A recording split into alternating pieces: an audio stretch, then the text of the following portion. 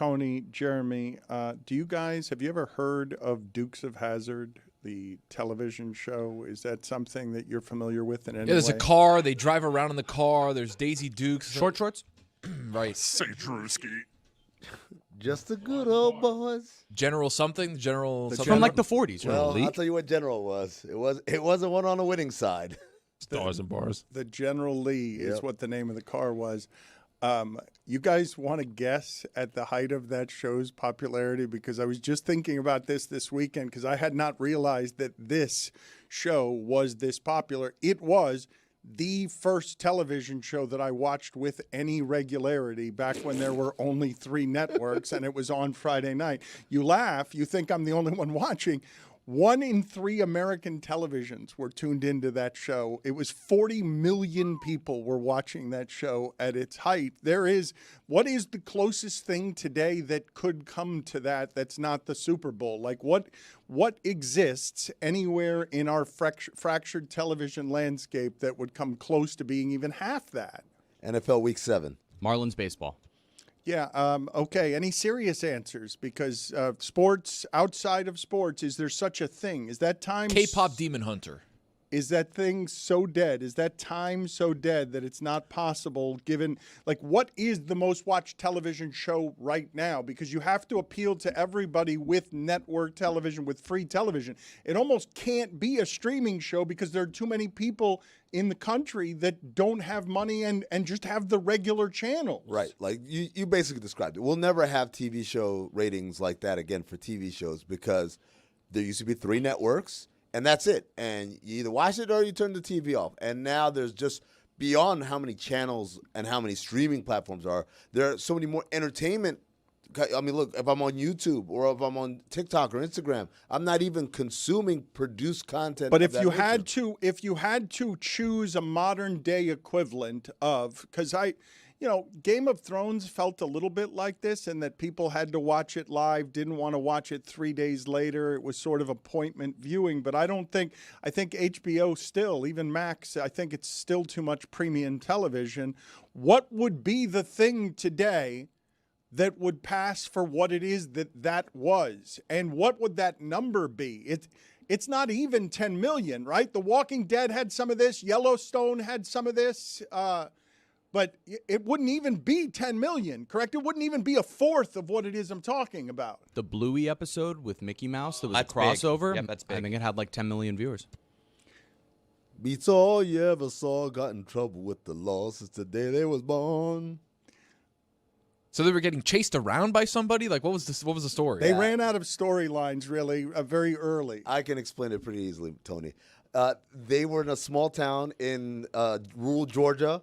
And they were kind of like good-natured, mischievous guys. They get in trouble, but not any real trouble.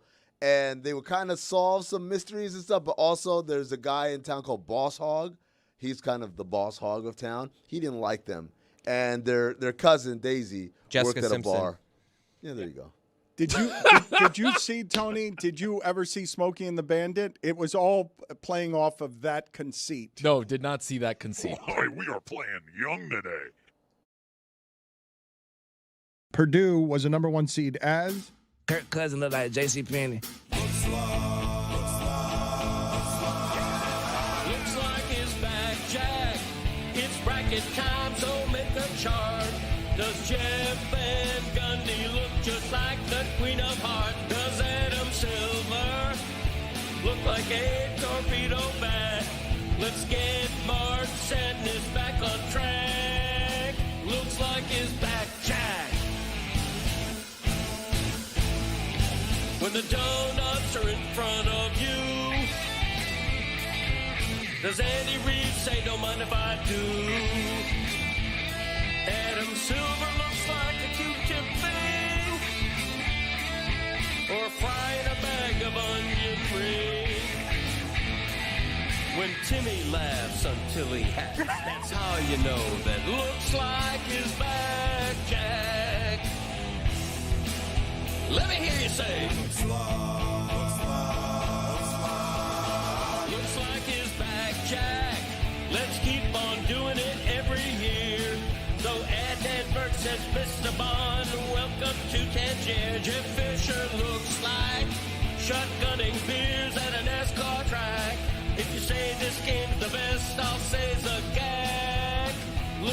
Jack is back. Jack. Northwestern is gone from the tournament. Jim Harbaugh looks like a casket salesman.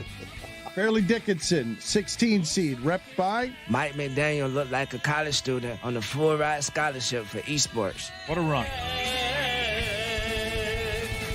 Looks like he's back, Jack.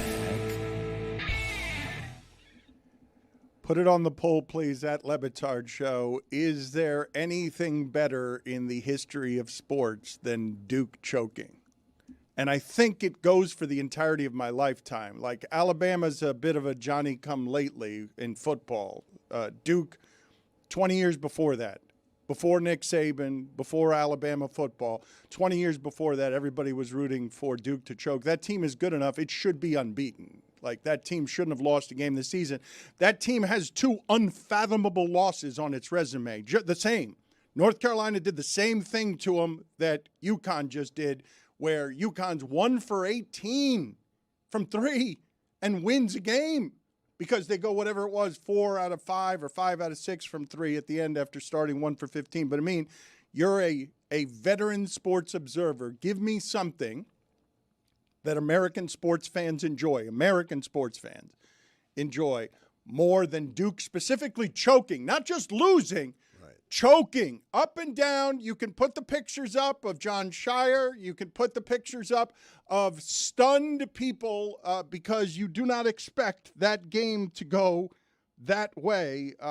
Braylon Mullins became a household name and became a household name for all time for taking that shot. A team, again, that started 1 for 18 from 3. What would you guys nominate for things that American sports fans enjoy more than Duke choking? Cowboys doing anything bad. Anytime anything bad happens to the Cowboys, everyone takes great delight.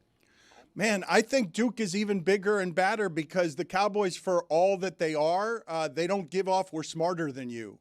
They may give off, the fan base may give off that we're better than you, but not we're smarter than you. Yankees choking. When the Yankees choked in 2004, that was like world-renowned. Thank God the Yankees choked. Again, good nominees, but no school or no entity has what this thing does, which is an elitist. We're more educated than the people who are rooting for our demise. Nobody's better than our idea. The old "you're going to work for us one day" or whatever, right? That's the crowd that Duke has. I'm trying to think. No, I don't know. I see the game you're playing. Harvard. Yes, it's the same. Yes, it's Yale. If Harvard were good at sports, that's what it is. If Harvard were good at sports and they gave off that they were smarter than you, and at the end you're making fun of them because they look like they're not smarter than you.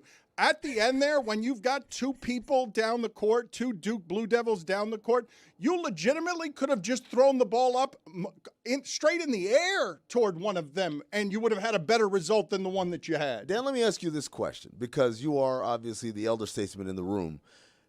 My memories of Duke start with Grant Hill and Christian Laettner, and that's where I learned to hate them. Really, Christian Laettner is what we're talking about. Pre-Christian Laettner, did people hate Duke like that?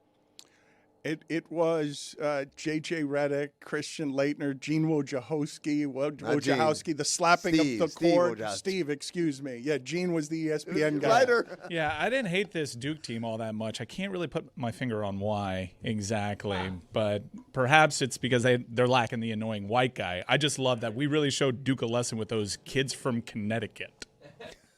That's a good point. All those stores, have you ever been to stores? Sadly. Like, Tony, explain what stores is like, because people think Connecticut and think, oh, yeah. They think Greenwich. Like country clubs, Yeah, Greenwich. it's like not Greenwich. Sweaters around your shoulder, and let's go play some tennis. And all that. That's not what stores is like. I love, the state of Connecticut. I had a great time there. When you get to Hartford, you hear Hartford, you're like, oh, wow. And then you get there, you're like, oh, wow. Ugh. And the stores, not much better. Do you know how hateable you have to be as a franchise for people to like that Dan Hurley won? Yes. That's a good point. I was so excited to watch Dan Hurley have to react to Duke's whistle, and that delivered immediately. I saw a video of him going head-to-head, not not figure. Someone help me out with that word. It was It was literally. It was it was a NASCAR Sunday, so I don't want to venture too deep into that word. But yeah, he went head to head with an official. I've never seen that before. He was pushing his forehead into the stripe's forehead, kind of like telling him, like, "Where's that Duke whistle right now?" Dan Hurley was overjoyed, and he's done enough winning recently that I don't believe too many people outside of stores in Connecticut are very happy for him.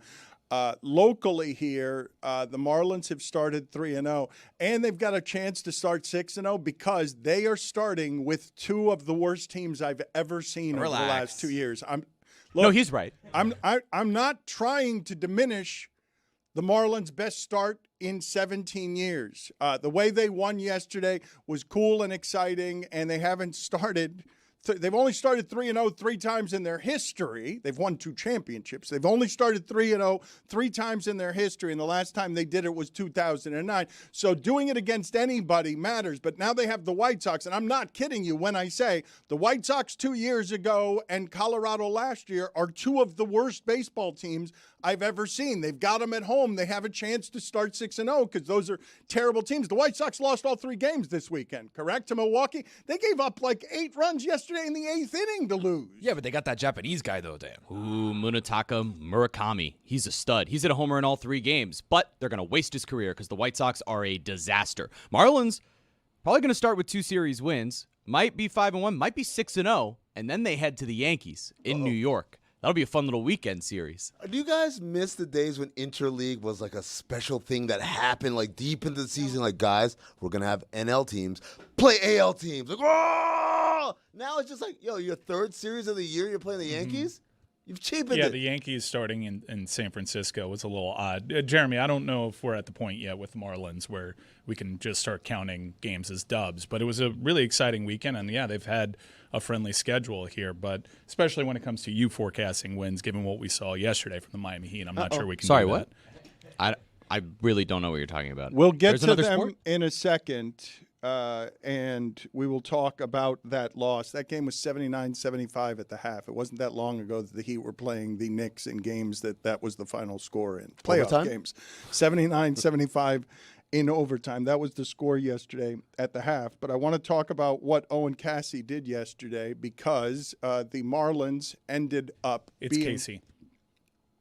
Budding superstar. Just you know. I want to talk about what he did to end the game because he does a walk-off homer, and I know all of his nicknames because Tommy Hutton gave me all of his nicknames in trying to search for the emotion of talking about what the walk-off sounded like. But let's go through some calls here from announcers in both languages talking about how that game ended with a walk-off homer. They had nobody on base. They got a double because Sanoa ends up hitting a ball in the gap, and the left fielder takes a bad track on it, and then they get a home run to end the game. But let's hear some of these calls. He's trying to salvage the series. Casey swings. Casey hits it in the air. Casey to deep right. We're going home!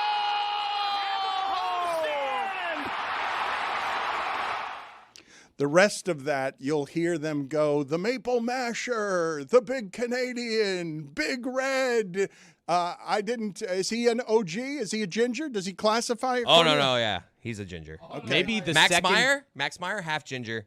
Interesting. Casey, ginger. Casey might be the second greatest left-handed hitting ginger of all time behind Freddie Freeman.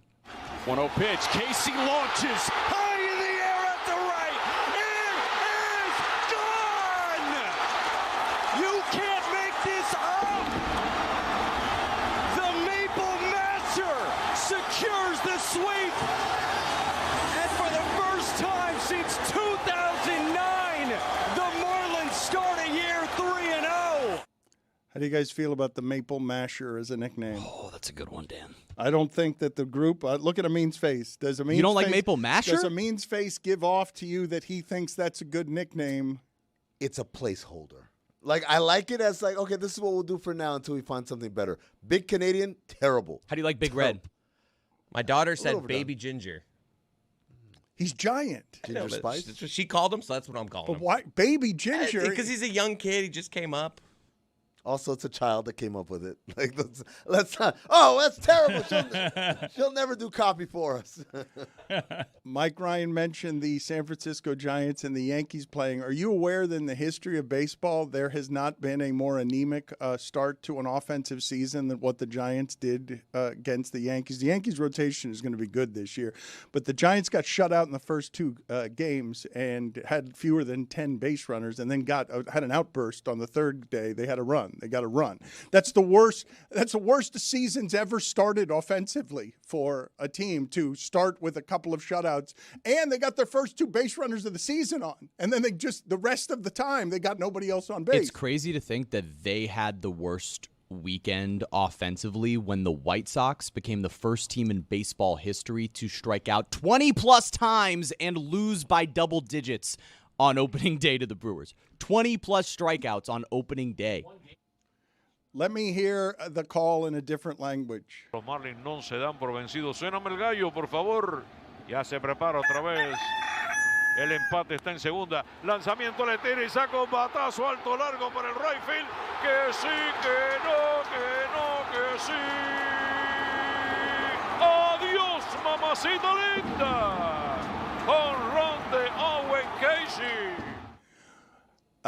The rooster sound in the middle of that. I was like, that was confused. He asked for that. Apparently, Tony says in the sound he asked for it. He does ask for it, but if he had not asked for it, I would have accused everybody involved there of racism, just for throwing a rooster into the call to make it just a little bit cheaper. It's something that I would imagine that they do on The Simpsons, where the Spanish bumblebee is calling the game, right? He just have a rooster right there, and then he call it, and then it would make the sound. It confused Jeremy and I before the show. Oh, yeah. We're like, wait, is this like someone's editing this in? It's a drop. I don't want to get too serious here with something that people really have fun with, but to have as the greatest form of Hispanic representation anywhere, not in sports media, but anywhere on national television, be Jimmy Kimmel's sidekick. As Guillermo's role. What do you mean? That's not the height of Spanish representation. That is the height. It's certainly on late night. Mario Lopez exists, man. We live in a world with Mario Lopez. I mean, do we not have a month's worth of Super Bowl halftime discourse? I don't think Guillermo's moving the needle the same way. Andy as Garcia's Benito. been on the show 27 times. What about Domino? I'm talking about daily television show, again, network television, the stuff we were talking about with Dukes of Hazzard being on 1 out of 3 American televisions at one point. Network television still matters. I know we're trying to eradicate it, but it hasn't given up it has not given up its strength just yet. We get one more Dukes of Hazzard reference for the rest of the year, so let's be judicious. That is not my voice. That is your voice talking to me, telling me what to do. Kids, man. We gotta reach these kids. I will be happy to let the inner monologue speak for me Let's as talk soon about as the it Drewski starts bit. representing my thoughts instead of yours. Like if you Stop talking to me. It's not funny that I'm way. not going to stop talking to you. Stop. I'll stop I talking speak for to the you. audience. I'll I don't stop. even speak for you. I speak for the well, then audience. get a different voice to do that. I don't want to argue with my inner monologue when it's not behaving as my Smokey inner and the monologue. Bandit killed. Dan's on the street corner right now, just having an argument by himself. The inner monologue voice has to be The Guillermo thing was my borderline offensive. secret thoughts, not you speaking for the audience. That's I not think what Pat it Bunny is. is bigger That's than not Guillermo. what it is. It's the inner monologue is my private doubts and thoughts. That is not just you saying whatever you want about Dukes of Hazzard. Telling me I've got a rule as to how many more times That I was can 3. reference No it the more. rest of No the more. year. That was That's it. not my voice. Yeah, I can you used reference them it up. as much as No I more want. Dukes of Hazzard. It's the You first used them up. television show I ever You're watched. out. You're out. I'm not out. You don't decide this. How did we land on Dukes of Hazzard as a topic for today? Hey, you be easy. You get 2 more. Is it because Duke lost? Is that why? Oh, that's why. Yeah, No. you saw Duke lost, and you were like, Duke, oh, no. remember that show? How quaint. What a hazard that was to let that guy shoot that 3. Wait He's a second. writer. Duke.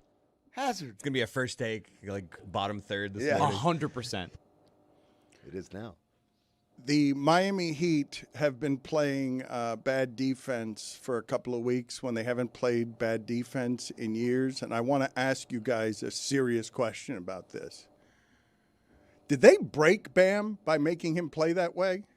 Like, if we're load managing everybody and we're making everybody be careful with their bodies, and he misses a game when he never misses a game for his calves, and they have limits. I mean, you know this, right? This is a bit of a science. There are reasons that nobody plays 48 minutes a game unless it's in the playoffs, and there are reasons that nobody plays an entire second half.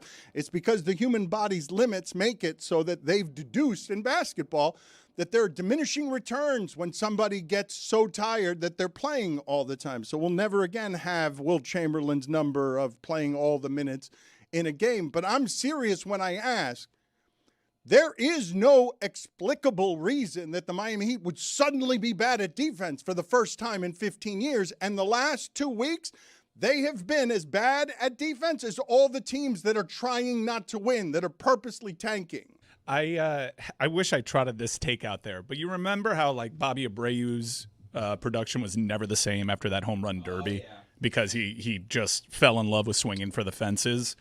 I thought to myself, I'm like, this is so random for Bam to be this guy, number 2 in a single game. And he's like, his whole thing is unselfish basketball. I was wondering if him going for 83 would mess with him any kind of tiny bit. And it's as good a theory as, I guess, any right now, is that, he kind of maxed out right there, and it's taken him a while to get back to that rhythm. The previous theory is always, well, Tyler Hero's back, and they're hunting him, and when he's on the court, they tend to be worse at defense. I get that too, but you look at the box score. Somebody named Kobe Brown had 18 points, and somebody named Micah Potter had 21 points. You're messing with me. He crushed them in the first half. Micah Potter was he made everything. And he had nothing to do with Tyler Hero because he's 6'11". That game was 79-75 at the half. Indiana, their demise has been precipitous. Do they have the most injury minutes logged, or the games lost to injury of anybody in the sport? To go from the finals to as bad as they are, I mean, you have to chalk that up to injury. Yeah, no, it's 100%. It's not just that Halliburton is out for the year. They started the year. Everybody's hurt. Nembhard, McConnell, Siakam, they were all out. And that really laid the groundwork for what could have been a season of, hey, we're going to scrap and we're going to fight, to, guys, there's nothing left here. The crazy thing is, I think they're number 1. I know Oklahoma City's up there too, believe it or not. The best team in the league has been one of the most injured teams this year. Pacers should be fine, though. Like They're what great. they did at the deadline. They're great. It kind of reminds me of, like, remember that year David Robinson got hurt and just the Spurs were terrible, and it ended up with Tim Duncan. That was. Yeah, and then they just went on their 20-year run. I think the Pacers are built for a long time. Then they fired Bob Hill, who was a really good coach, but they were losing because they were bad. And let's get Bob Hill out of here. And then their general manager became the coach. Remember his name? What was his name? Something Popovich. Greg, I think. Greg Popovich. Charlotte got exposed a little bit over the weekend, I would say, when Boston goes in there without Jalen. That was without Jalen Brown, right? Boston goes in there and smokes them. And also the 76ers went in there at something resembling full health and also beat Charlotte. I would say that nobody in the playoffs wants to see Charlotte or Atlanta. But you always want to see Charlotte. You're messing with me. You always. Are you guys doing a thing? No, I haven't been watching Atlanta's basketball. like 16-2. Their Making last up 18 names. games. Red hot Atlanta. The Hornets, look, again, I know it sounds trite and overdone, but again, I will point out, look at their roster. Tell me who there comes with sage wisdom and clutch playmaking in a playoff situation. None of them. They're a bunch of children. And they're fun and they're exciting, and man, I can't wait to see where this goes. But they're going to go into the playoffs, and they're going to play a team, either the Pistons or the Celtics or the Knicks. And they're going to find out, like, oh, wow, there's another level of basketball above what we've been doing. That's wild. Like, Celtics is one thing, but for you to give Detroit wizened playoff status, or for you to even give the Knicks wizened playoff status, even though I know they played for 2 years, they played meaningful games in the playoffs. It is a little crazy for you to cite those teams as the veteran playoff team. Dan, they were an insane shot that went to the scoreboard and back down against the Pacers from going to the NBA Finals. If they would have won that game, there's a good chance they win the East and they go into the NBA Finals. Like, they're super battle tested. Also, a guy with $7 still has more money than a guy with none. Like, that's, oh, you only got $7. You're broke. You got zero. That's what the Hornets are. They got zero. And this is going to be a nice learning experience for them in the playoffs. Now, Atlanta, different story. Atlanta's got some guys. Atlanta's got some vets. And Atlanta, we can tie their turnaround to a very specific event on the calendar, which is they got one guy up out of there. And they brought in a couple of veterans who've been around the block, and this has changed basically what we're seeing from them. Quinn Snyder is an experienced coach. He's been around the block versus Charles Lee. This will be his first playoff as a head coach. Like, all of these things add up, and I know people don't want to believe it. You want to say what I see on a Tuesday night in March weighs more than what I've seen on a Saturday night in April. But it's real. It is a real thing where if you haven't gone through it as a group, like not like, oh, a couple of our guys are untested. As a group, we haven't gone through it. The thing that I'm laughing at, and you're not wrong in anything you're saying, but what I'm laughing at is after going all in with the playoff experience of the Knicks and Pistons, you then hit me in the face with battle-tested Quinn Snyder as a playoff coach. I mean, Quinn Snyder been to the playoffs how many times? In Utah and Atlanta. And loses almost every time I can remember. His experience is losing in the playoffs, like all the time. What's winning in the playoffs for you? I mean, Boston is the one tested team. And I'll say the Knicks. I will also say the Knicks because the Knicks over the last 2 years, it's not much of a sample, but over the last 2 years, they've done more winning than they did in the previous 20 combined. So the Knicks count. But I'm not asking Philadelphia would count too, I'm actually. not asking for examples. I'm asking you what qualifies as playoff success for you? You got to get out of the second round for me. Yeah. And Philly does not count. So, they are famous failures. Okay, but Paul George's experience in the playoffs is not unlike Quinn Snyder's experience in Paul the playoffs. George made it to an Eastern Conference final. Like, the whole thing about the process is it hasn't netted an appearance into the conference finals. I'm going to tell you guys right now, I would rather have a guy who's been to the playoffs 7 times and won and lost, right? Won games, lost games, won series and lost series, than a guy who's never done it before. Because there's a part of this where you just don't know. Like, these people just don't know what's waiting them. And obviously, Charles Lee has been assistant coach on some very good staffs, and so he's been in the playoffs before. But it's different when you move over those 6 inches and sit in that different seat, and now you're the one who's got to make the calls. You're the one who's got to call the timeouts or say we're pressing here or say, hey, we're not fouling up through, whatever. It's a lot different than when you're just sitting there and giving suggestions with a clipboard. What do you do with the fact that the Miami Heat have all of this playoff tested stuff that you would like to cite as experience that matters? I would not like their chances now against Charlotte. I would not like their chances against Atlanta. And I do not like what they're doing defensively after they've told us for the last 2 weeks, we're going to learn from this. This is a serious time. We all know that we don't want to be a play-in team. And now they've lost, what is it now, 7 out of 8? We said that we had 7 games to test them, and they lost all but one of them. And then as soon as they won the Cleveland game, Cleveland eradicated them with another one of those 50. We're going to be up by 50 points and hit you in the head, and you're going to have no chance against us come playoff time. I feel like I have to make this clear because there will be people in the audience saying, yeah, tell them, Dan. Like, talent matters in the NBA. You can't take us and have Spo coach us, the 8 people in this room, and we'll fight. We'll be in the talent matters. They have 3 All-Stars for whatever that's worth. They have 3 All-Stars. That's not worth much.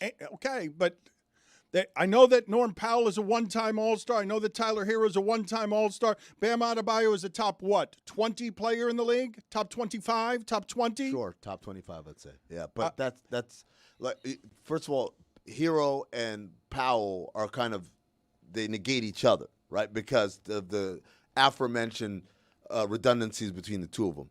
But then on top of that, like when you look at the overall structure of this team, you still got guys like Pelle Larsson playing major minutes. Again, that's great. He's played well, but at the same time, it's like it says a lot that that guy can come in and immediately work his way to being a starter. When you look at some of these other teams and the talent level that they're starting with, it's much higher. It's the same story I've been talking about for since 2022, whatever. Like the Miami Heat are roster built on we've got to do everything right in order to have a chance to win the game. Okay, but one of the things that we have been saying for the better part of 4 or 5 years now is some form of they have to get a player better than Bam, and then they got Jimmy Butler, who was better than Bam, and then we said they've got to get a player better than Jimmy Butler.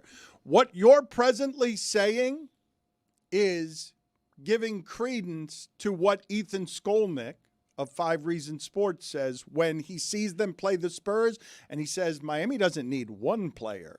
They need 3. Yeah, depth would hurt. He's not talking about depth. He's talking about in order to compete 3 with San Antonio, better than Bam? better than to be what San Antonio is, you need to have 3 players that can match their 3 players.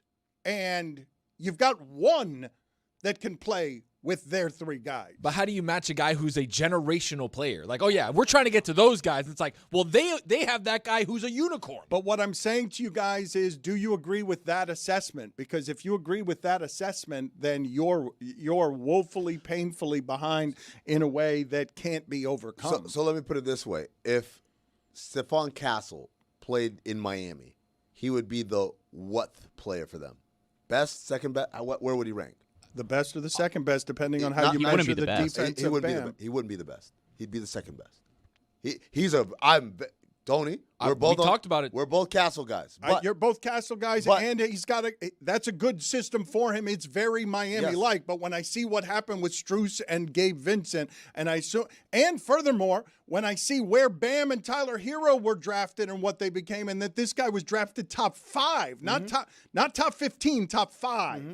Like he's a more skilled player based on the value of how all the teams could have selected anyone they wanted, and Castle is somebody who was viewed as somebody more valuable as a skill set than both Bam and Tyler Hero. Again, I would say that if he came to the Heat, he would not be their best player. Neither would De'Aaron Fox. Neither would anyone on the Spurs roster not named Victor Wembanyama. That's the only guy who's like, oh yeah, he's clearly better. So you can't tell me, oh, the Heat need 3 players. If we're saying, hey, if you get me someone better than Bam, so Bam doesn't have to be your number 1, you're already in a good position.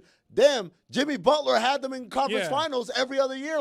It's not overly complicated what's happening in the Miami Heat. We saw, even though they made it to the finals twice, to win a championship, they needed a player better than Jimmy Butler when Jimmy Butler was on the roster with Bam Adebayo. So they need to add a Jimmy Butler and a player that's better than Jimmy Butler to get to the places that this franchise always claims it wants to go to. I think if in Denver, man, I don't know how good of a player you would have to add because of Jokic. But I wonder if Tyler Hero was the current Tyler Hero back then, would that have made a difference? Maybe that series wouldn't be as lopsided as it was. Same thing in the bubble. If those guys were healthy, I wouldn't even say, hey, give me a different version. Give me healthy guys, and I would have given them a chance. And that's one of the examples, Dan, where you're like, hey, we're not as talented as them, but maybe our coaching can close that gap. The bubble was interesting because it's the best Anthony Davis has ever shot in his life. Like, the reason the Miami Heat lost that series beyond not having Goran Dragic and Bam Adebayo available is that was Anthony Davis shooting like 40% from 3 that entire bubble? I believe it was experience? 95%. Hey, don't forget about Jay Crowder, though. Jay Crowder was amazing. So good. Miami was just top to bottom deeper too. Look, it's the same thing. Like they're not good enough. This is usually, I get jealous hearing you talk about Charlotte and Atlanta because this is usually the point in the calendar where Heat fans start talking about the Heat that way. They're rounding into form. You don't want to play this team coming out of the play-in. They're going to do it again, and they're not in that conversation right now. They seem like they got a long way to go. The funny part about this roster versus years past is this is like a really young roster, and they actually have more upside talent than they've had in several seasons. The problem is that upside talent is young and very inconsistent. Khalil Ware and Kasper Siakachonis are really talented young kids who were just first-round picks.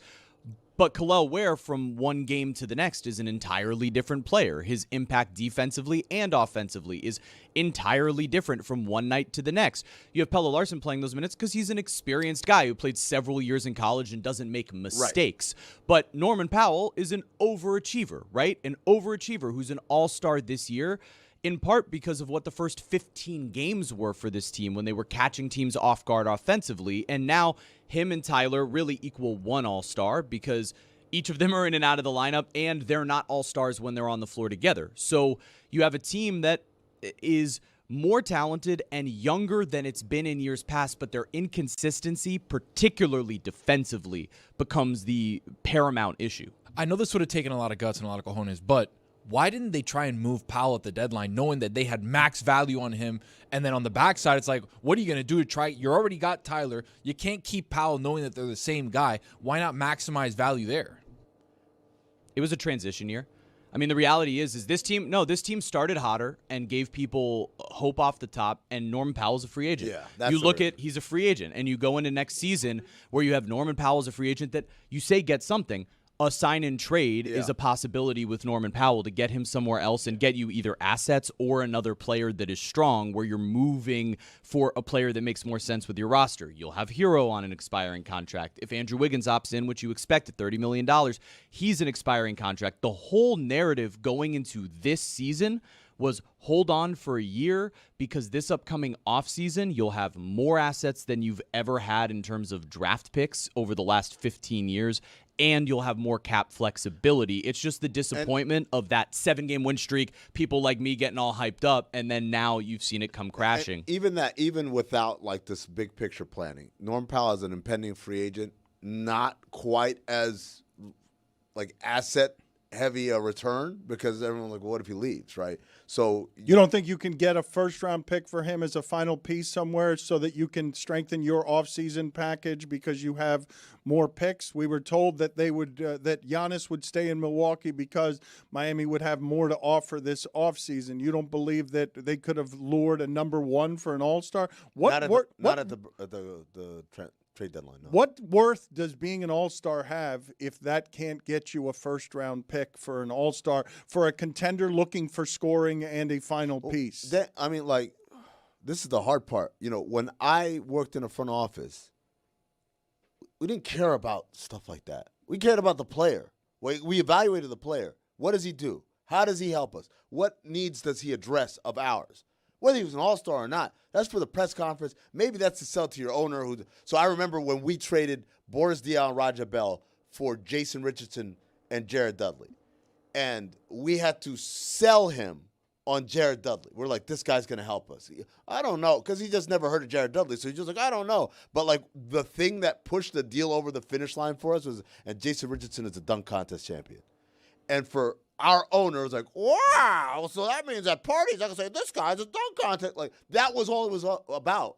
But, like, in terms of those accolades actually meaning something to us, it doesn't mean anything. I mean, though, there is a slight difference between dunk champion and all-star. But it's all just rhetoric, right? Like, unless you're talking about someone who goes to the All-Star game every year. Okay, to me, that's an All-Star. Unless you're talking about someone who's All-NBA every year. Okay, that's one of the best players. But if we're talking about someone who had a great year, and Norm Powell had a great year, and he had a great year last year too, probably should have been All-Star last year. But again, if I'm a team that's acquiring Norm Powell, I'm acquiring him for all the basketball reasons and for the needs that he addresses of mine. Not because, like, well, let's see his his basketball reference says all-star. I think he's an all-star the way that Jamal McGlure was an all-star. Don't do that. No, don't do that. Don't do that. Oh, you acquire him, you're like, hey, this guy was an all-star. Disrespectful. Disrespectful, to Michael. McGlure? To Dan's point about getting a piece, if you're a team that's a piece away and trying to make a trade and try to get a first-round pick, we saw the Thunder trade a first for Jared McCain. And you're going to tell me Norm Powell isn't worth more than Jared McCain? It's a different thing. You're looking at a young player that is going to continue to grow. You're looking at Norman Powell at 32 years old. If you check out all the rosters of the teams that are contenders, trading a first-round pick when you're not Oklahoma City, who has an overabundance of picks, who's trading for a young player, he's not a guy that most of those teams actually needed, not in the East. And if you look at the West, shooting guard, there are so many scores. Yeah, it's more than that. It's like Oklahoma City has a plethora of picks, so giving up picks wasn't a big thing for them. They have a salary crunch that's coming because all those guys got paid. Jared McCain's on a rookie deal. So he's not only is he young, like, oh, he's young, he can continue to get better. It's like he's on a rookie deal. We've got him for 2 more years at a very reasonable price. Norm Powell is looking to get paid this offseason.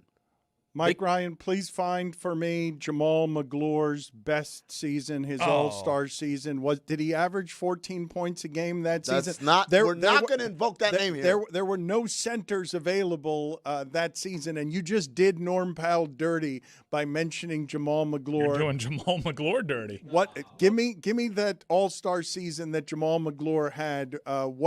What kind of point totals was he putting up that season? 13.6 points per game and 10.3 rebounds. Oh, he averaged a double-double. What you're doing is wrong. The big cat. You guys are all disrespectful right now, but there's no one more disrespectful in the room than Dan Le Batard, because you just reminded me. You once called Demolition Man Jamal McGlore. Yeah, and I will of action movies. I will never forgive you of action movies. Demolition Man put up, 14 points and 12 rebounds. Hell, it did. One season. Jamal McGlore. Put it on the poll at Le Batard Show. Should Jamal McGlore's nickname have been the Medium Cat?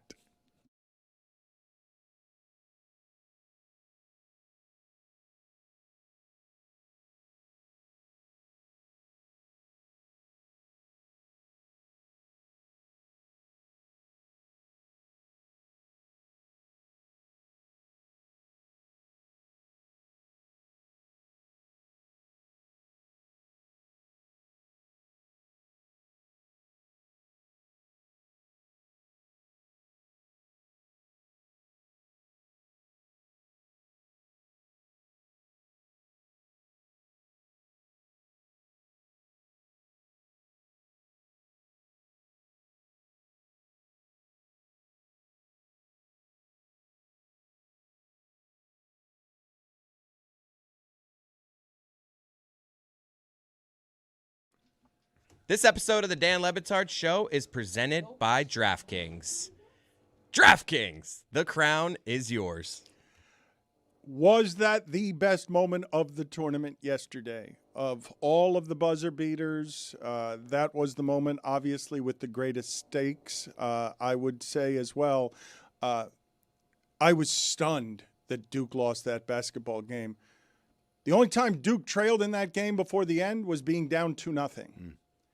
And Connecticut was 1 for 18 from 3 and shouldn't have gotten back into that game. But listen to how delirious UConn's radio announcers are when Braylon Mullins, the most unlikely of people to be doing this shot in this circumstance from nearly half court, as Braylon Mullins goes off. Back to Sarr, now ahead to Caden Boozer, and a steal! Mullins gets it! It's Caravan to Mullins, long-range 3! Oh! It went in! Mullins delivers! Bedlam! Bedlam here! I mean, what does choking look like? Because I want to give credit to what UConn did. They clawed back into a game they shouldn't have gotten back into. They were down 19. They were down 15. They were fortunate to be down only 15 at the half, and Mullins is a name for all time now, correct? Like, we're putting him in the pantheon as a name that introduced himself to America for all time because he did the thing that sports fans love the most. It's not just Duke losing. It's Duke choking. What were your thoughts on that final sequence? Because I'm the guy, all the time, who wants to celebrate the victor for the positive things. But this was the collapse of a bunch of Duke players who should be undefeated this season. I did not recognize Isaiah Evans. That's a great basketball player. Didn't recognize him in this basketball game, falling down, just allowing fast break baskets because he was just completely invisible. How does Duke lose that basketball game other than breaking down mentally when all you have to do is make sure you break the trap? All you have to do is float the ball up in the air. Just throw it to the other side of the court. Hold it if you want to. Anything but that. Yeah, I think there's a couple of things at play. Number one is we see the variability of three-point shooting and how it has a massive, massive impact on the game. Three-point shot defense, we talk about this all the time. It's not your opponent percentage. Like all the numbers, all the studies have shown that for the most part, you don't impact their percentage. What you impact the most on the defensive end is their attempts. Are you taking the shot away? That's a good three-point defense. But if you're saying we're going to let them shoot and miss, you are living and dying with they're either going to make it or they're not, right? And so they shoot 1 for 18. We got this game under control. They start making shots. All of a sudden, it exposes all the holes that were there all along. It just you were surviving off those missed shots. That's number one. Number two, I talked about this either last week or 2 weeks ago.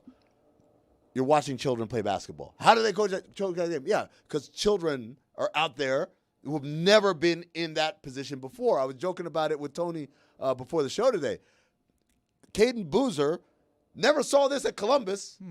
Like, I'm sorry, he's a great player and a great pedigree and all that. Like, I mean, it's hard at every level of basketball. They've had to have gone under this exact a full court situation, press. Yes, dude. but to Amin's point, I know at Columbus they would run teams out of the building, but I hear you, and I'm sure John Shire said something in the huddle, or at least I hope he did, because it was a real coaching failure. Yeah. I understand they're kids, and where they played at high school, they're usually the bully team, but this is basketball 101. To me, I don't know. I think Shire's kind of skating. That was such a bad coaching mistake. right. I'm with you on, if we want to put it on Shire, I'm 100% on board for that. I'm saying, as far as the kid goes, it's not, I don't think he made that decision because he's like, oh, I've never seen a full court press before. Oh, well, maybe this will work.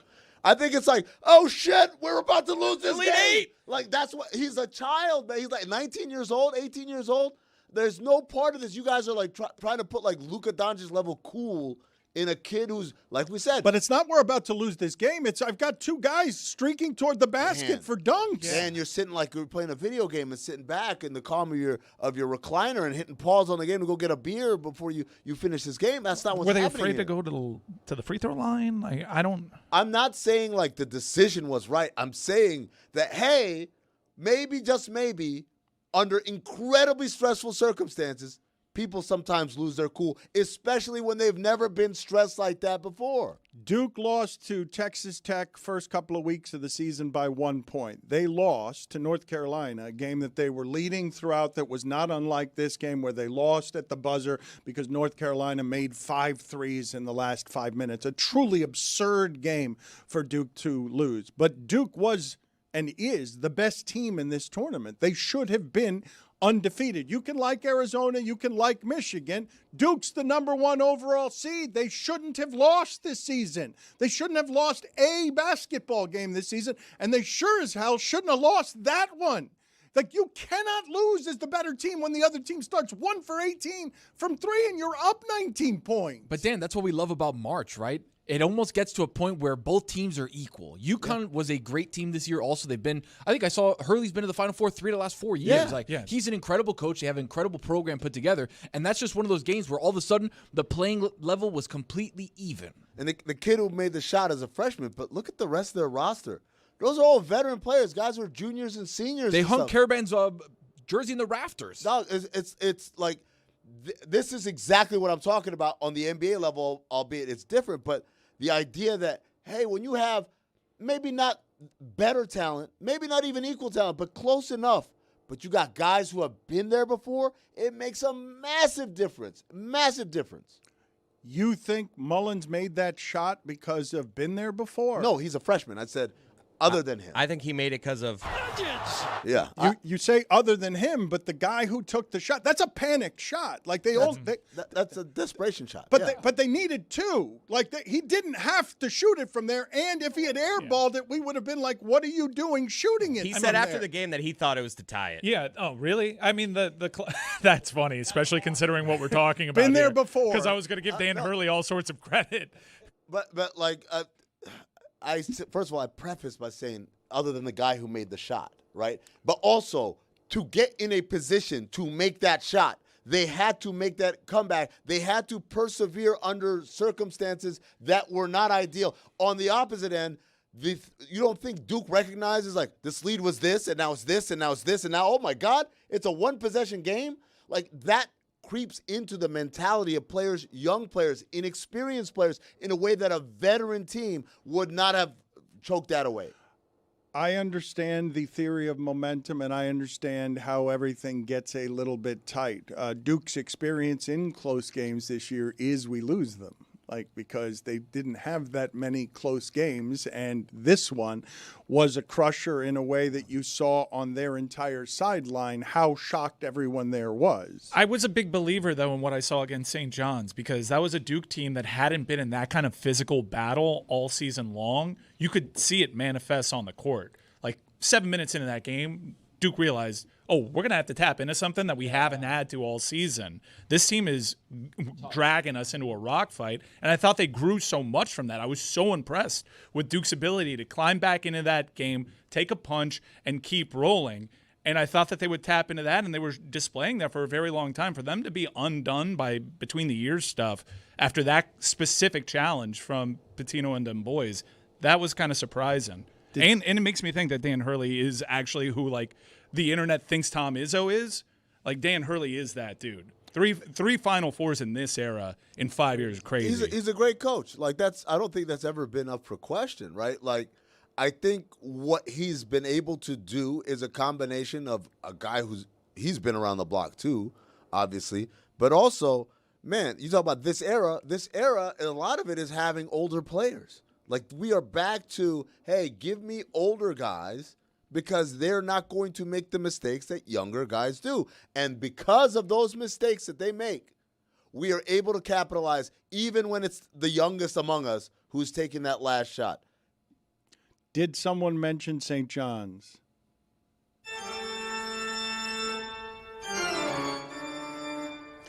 Did you guys see what Pitino re-signed for? Because he just became the second highest paid coach in the Big East, behind only Hurley, signed through 29-30. So he's going to be approaching 880 years old at the end of this next contract. He's being paid a ton. He's made it all the way back. Bleh, he doesn't look a day over 30. I'm fibula. This music, why did we, put this with vampires? Why did we associate this song with vampires? It was a banger back in the day in Transylvania. I know, but you think somebody was that's a good vampire song. It does give off. The guy that made it was I didn't make this for vampires, but now we've been overtaken by vampires. The idea of the guy who made this being this is a nice light jam, huh? Wait, where's Well, this why are song you going? playing You're a doing guitar? Why are you playing a guitar instead of an organ?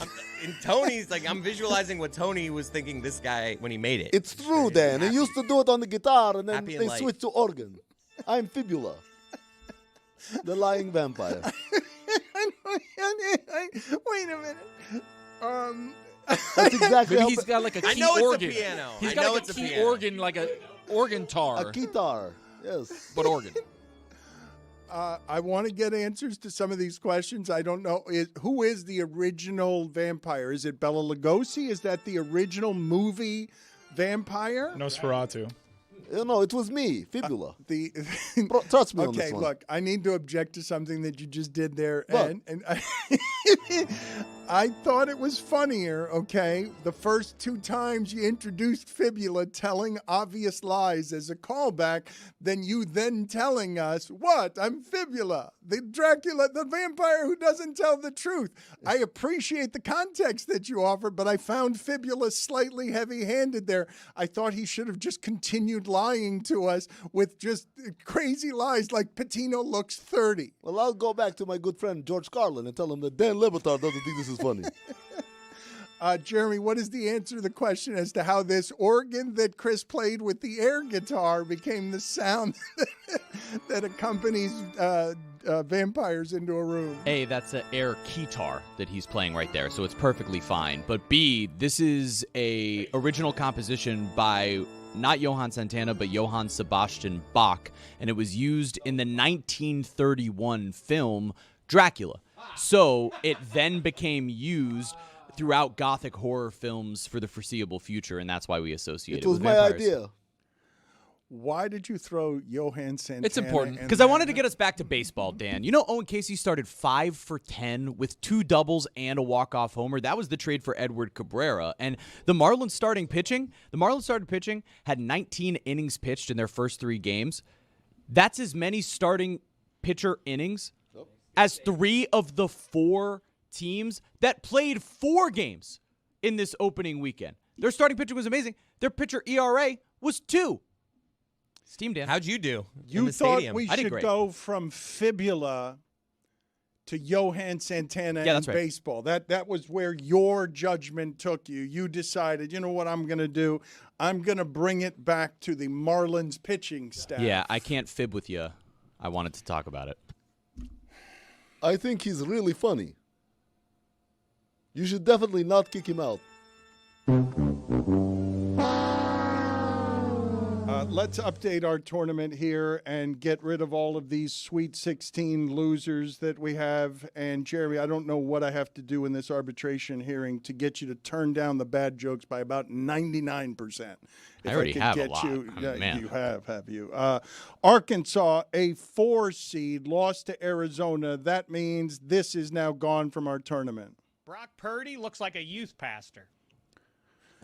Number 11, Texas, is gone from the tournament, lost to Purdue barely. That means this is gone. Adam Silver looks like an Apple Watch charger. That one's gone. So many Adam Silvers, but that one's gone. I'm looking at the Final Four right now, and there's only one remaining Adam Silver in our Final Four, and it's because UConn won with that buzzer beater. Otherwise, all of the Adam Silvers would be gone.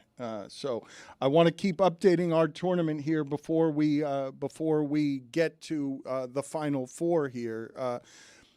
The amount of chalk in this tournament made it so that we were that shot away from 3 number 1s and a 3. For all of the talk of madness, it doesn't tend to be a whole lot of madness. The sweetest and the most surprising of runs would have to be considered Iowa, correct? Because they were a 9 seed and because they were lingering around there and they beat the 1 seed. A lot of takes are flying because these last 2 consecutive March Madness tournaments have been very chalky, and a lot of people are saying NIL. I would remind you, we're not too far removed from a Final Four that had San Diego State, FAU, and Miami in it, with the one big dog in UConn winning the whole thing, and that was the NIL era. I do think that there is something to these programs navigating the NIL waters, having a couple seasons to learn from their mistakes and grow, and that's why you see the bigger programs with bigger budgets getting here. But I think 2 years in a single elimination tournament to start having hot takes flying the way that they are, saying that the tournament's ruined, we're never going to have Cinderellas, we're never going to have a George Mason, Kent State. I also think that that's kind of knee-jerk considering the Final Four shirt from 2023 is objectively hilarious. Let's look at how Houston got eliminated. The 2 seed lost to Illinois, which scores an awful lot. Houston gone. Ed Malloy looks like the guy who brushes his teeth in the company bathroom. That hurts. Number 4, Nebraska, is also gone. This one's dead on. Bo Nix looks like he's a quarterback on a CW teen drama about high school football. He does. St. John's is gone, even though Rick Pitino lives forever. That means this is gone. Scott Hansen looks like an orthodontist. Number 4, Alabama is gone, lost to Michigan. Michigan looked pretty overwhelming this weekend. What happened to Alabama? Paul Feinbaum looks like the maitre d' at a fancy restaurant. Michigan State is gone. Michigan State lost to UConn. That means this is gone. Adam Silver looks like a pissed-off lighthouse. And number 2, Iowa State lost its best player, so this was gone. Kurt Signetti looks like the uncle who comes to your house for Thanksgiving and before even saying hello says, your doorknob's loose. So that means we've got our tournament, and I'm going to update what happened over the Elite 8 results in a second and tell you who it is that we have left. But I think all the ones that we have left, take a look at this list. I mean, the green ones are the ones that are remaining. Those are all pretty good, and I think people are going to be happy with what it is that our Final Four looks like. But let's get the sound, Chris. Can we get the sound? We played the UConn announcers being excited by the call at the end of the game. This right here is the lament of the loser. Look how quickly Duke's announcers go to the rule book and infractions and wanting to make a very quick ruling on something that nobody cares about. Hey, look at those excited guys. One of them was on the court. UConn's not allowed to do that. Where are our free throws? Bobbled it back for Sarr. Needs to get rid of it. Does for Caden. 7 seconds. Try to throw it ahead. Deflected. Stolen by Connecticut. 2 seconds. It's Mullins up top for the win. Oh, he hit it. With 3/10 of a second to go. Malachi Smith ran off the bench. That should be a technical. But with 3/10 of a second to go, Connecticut has the lead, 73-72. That wouldn't have been a technical if all the UConn players had dropped their shorts at midcourt and mooned the entire Duke bench. Oh, I feel good. Up top for the win. Oh, he hit it.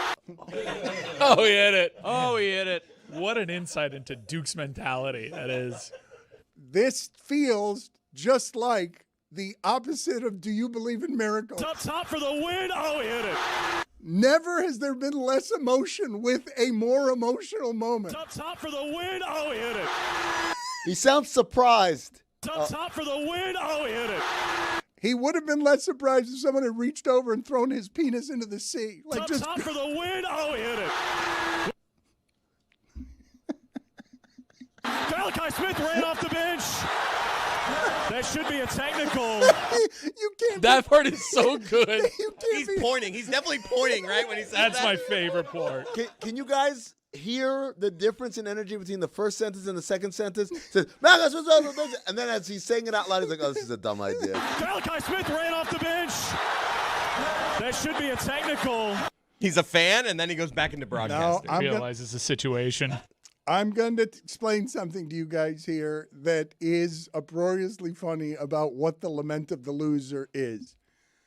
That was one of the greatest moments in the history of that sport, and the announcer met it with, oh, he hit it. But a guy runs on the court, and that he met with a lot of enthusiasm. Smith ran off the bench. That's how you call what you just saw, not somebody who was a bench player running 1 foot onto the court. Dan, what you're hearing is the desperation of someone grasping at whatever lifeline they can. I just need to survive. I need one last little bit of hope. Malachi Smith ran off the bench. That should be a technical. He realized how pathetic he was in that moment. He's like, I need to bring it down a little bit. Exactly. Can you imagine if they had called that in that situation? No. I can't even imagine it. I just want everyone, though, to fully absorb, okay? You just witnessed one of the greatest moments in the history of that tournament, and what you saw on the sideline is give them a parking ticket. They gotta jaywalking. You gotta give them we got a point there. What's he doing? What's that guy? Why is that guy happy over there? Look how unhappy I am. And why is that guy on the court? It really showed restraint that only one UConn player ran on the court, and then immediately, I don't know if you guys saw what he did. He immediately then went to the sideline and held everyone else back when he was the only one that needed to be held back. Hey, you know what that is? Savvy veteran move. Malachi Smith, senior. The thing about experience, I mean, obviously this makes sense. What you're talking about makes sense. All of these kids are learning how to play basketball. I don't make them children. Cam Boozer's not a child. They're not toddlers, but they are inexperienced and they are learning how to play basketball. But I remember toward the end with the San Antonio Spurs of Duncan, Ginobili, and Parker, whenever they won, it's because they were experienced. Whenever they lost, it's because they'd gotten old.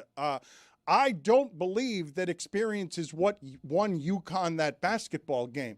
Making threes at the end is what won UConn that basketball game. And it's not because they have some great experience in coming back in basketball games. They got drowned in the Big East tournament by Pitino and St. John's, and there was no recovering from it. The way they lost to Pitino makes me not believe in that basketball team. I don't think they belong in the Final Four. I think the championship's going to be played between Michigan and Arizona.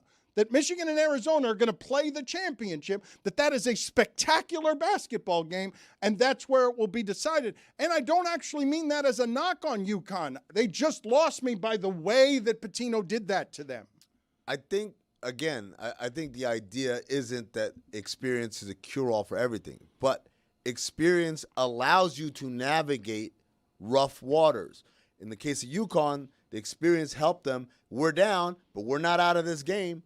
And we know that there's a certain level of execution that we can bring to the table, and obviously making shots is part of execution, that allows them to have the belief to go ahead and win this.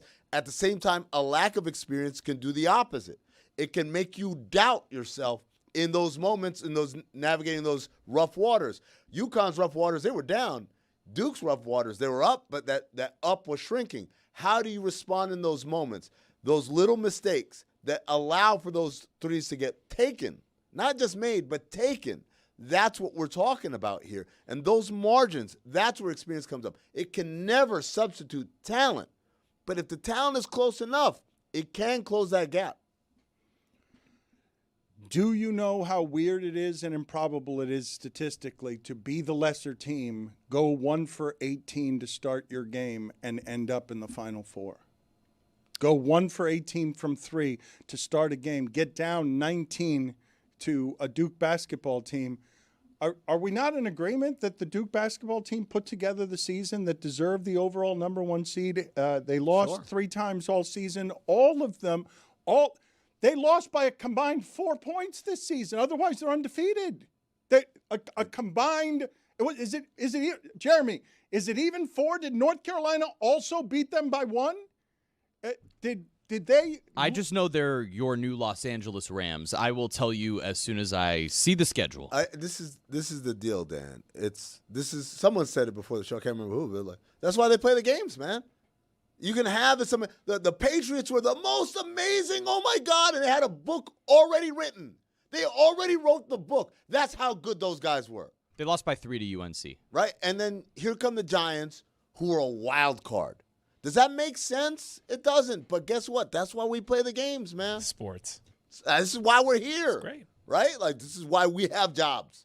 Because shit like that happens. Well, the thing that I was bringing up during the Shadow Show that I will put in front of you guys again Dukes of is, Hazzard? in the case of my lifetime, I'm trying to think of something that brings sports fans more joy, not than Duke losing, which is very high on the list, but Duke specifically choking, Duke being laughed at, Duke being, at the end, dumb. The smart school, the school that thinks it's smarter than you, the Harvard of sports, being dumb at the end. You didn't get a lot of chances to do this to Krzyzewski. There weren't a lot of there were opportunities to laugh at them because they lost. There weren't a lot of opportunities to laugh at them because they disintegrated. Because I'm going to say it again. The only other time UConn led in that game was 2-0. It's just a little weird for like UConn to be the benefactor, because like this decade, I'd probably be more sick of seeing UConn, right? I'd have more UConn fatigue than Duke fatigue. And Hurley is definitely a polarizing figure. He's way more annoying to like the average sports fan than anybody on Duke. Duke was missing the secret sauce, although they have it with their head coach. John Shire was pretty annoying as a player. Let me just throw that one out there. Pretty annoying. We did miss an incredible coaching matchup, I think, because it was during the weekend. We had Mick Cronin versus Dan Hurley in a coach-off of, like, who could get redder. It was incredible. I was watching. I was like, this is great. Let me go ahead and update the Elite Eight results because we've lost some teams that hurt. The moment that Purdue left, that means that this also left. Jonathan Zaslow looks like he says, "Uh-oh, spaghetti-o," when he sees someone pulled over. Zaslow is skiing. I am told that we will be sent videos of some sort from his skiing escapades. But that means Arizona remains in the tournament, and thankfully Jonathan Zaslow remains in the tournament. Jonathan Zaslow looks like an off-duty mime. On a smoke break. You can argue that Arizona's been a better team than Duke has, realistically, Dan. Yeah, Arizona's great. Arizona's 34-2. They lost to Texas Tech in overtime and lost to Kansas. Like, they're one of the great teams that we're not talking about them.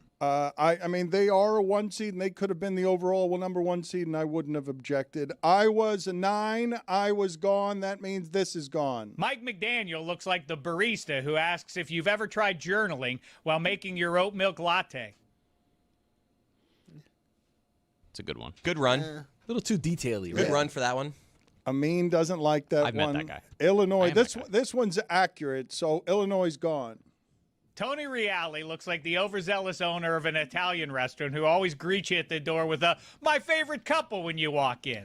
I misspoke. So that advances. That's in the Final Four, buddy. That's accurate, and that is in the Final Four, yes.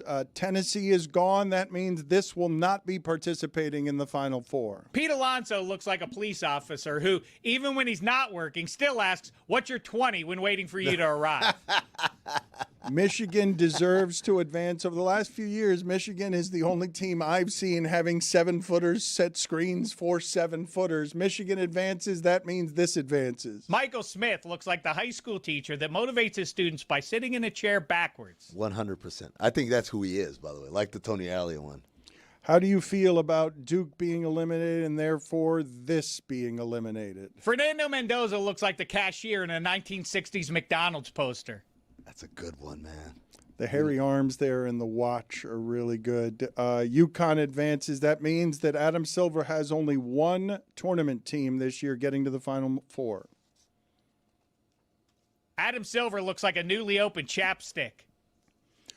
So, I mean, there have only been 2 schools to be eliminated from the NCAA tournament in 3 straight years after holding a substantive halftime lead in all of the games, 6+ points being considered substantive. It's not a lot of points, but it's John Shire's Duke team the last 3 years and Bruce Pearl's Auburn team 2023 through 2025. There is something Mike was mentioning, and he doesn't have this wrong. He's mentioning that UConn has been more relevant over the last year, but Duke is grandfathered in on hatred literally from your grandfather. I get that. Several generations. I get that, but it's UConn. Like they're great too. They're the ones that I'm sick of seeing. I actually really like this Duke team. And I was kind of like, I know they got Miami guys too. That's part of it. They're missing a little secret sauce, which is also part of it. But I really love the way that they played, especially throughout this tournament. They got a really difficult draw. They were going through like all these henchmen, these big bad bosses at these levels that you would like to see a team like that conquer. Izzo, Pitino, and they were going to smite Dan Hurley, and they fell short there. And again, I think Shire's like, that's the first time that I'm like, ooh. Like, that's where you miss Coach K. They're recruiting at a very high level, but I just had a very difficult time wrapping my head around, like, a Coach K team makes that very same mistake. I couldn't see it. My abuelo didn't really much care for Duke. At all. Like, he didn't care about basketball. He's like, why are you playing? Why don't you play baseball? And I was like, no, I'm not that good. But your abuelo probably cared about Michael Jordan because he transcends all of basketball, and now he's suddenly very available in interviews. Like NASCAR, he's on ESPN's wonderful Sunday morning show, the show that is from another time, a magazine type of show, ESPN CBS, Sunday it was morning. CBS. Yes. The gearhead was just destroyed, Dan. Oh, no! Did it just break apart? I lost a lot of gears. Oh, no. I saw it fall off your head. You turned around like you were going to turn around dramatically to reveal that you were wearing the gear head. Can I say, Mike, you're trying to fit it over your headphones, over your baseball cap. Dude, you were kind of playing with fire there, man. It was. Oh, no. Yes. Oh, jeez. Yes, There's it's so many. The gearhead was. There are many pieces to the gearhead. It was made lovingly by Mike Fuentes. So now you're very excited because you get to talk about Michael Jordan. He is all of a sudden a lot more available than he was for interviews when he was losing all the time as the owner in Charlotte. Why don't you catch us up, Mike, on all gearhead related things, and we'll try to ignore that the gearhead itself is in shambles. The helmet has broken apart. Well, it's important to know that this gearhead segment is brought to you by Cuervo. For every lap, keep it fun. Labels out. Labels out. There you go. Keep it Cuervo. Attaboy.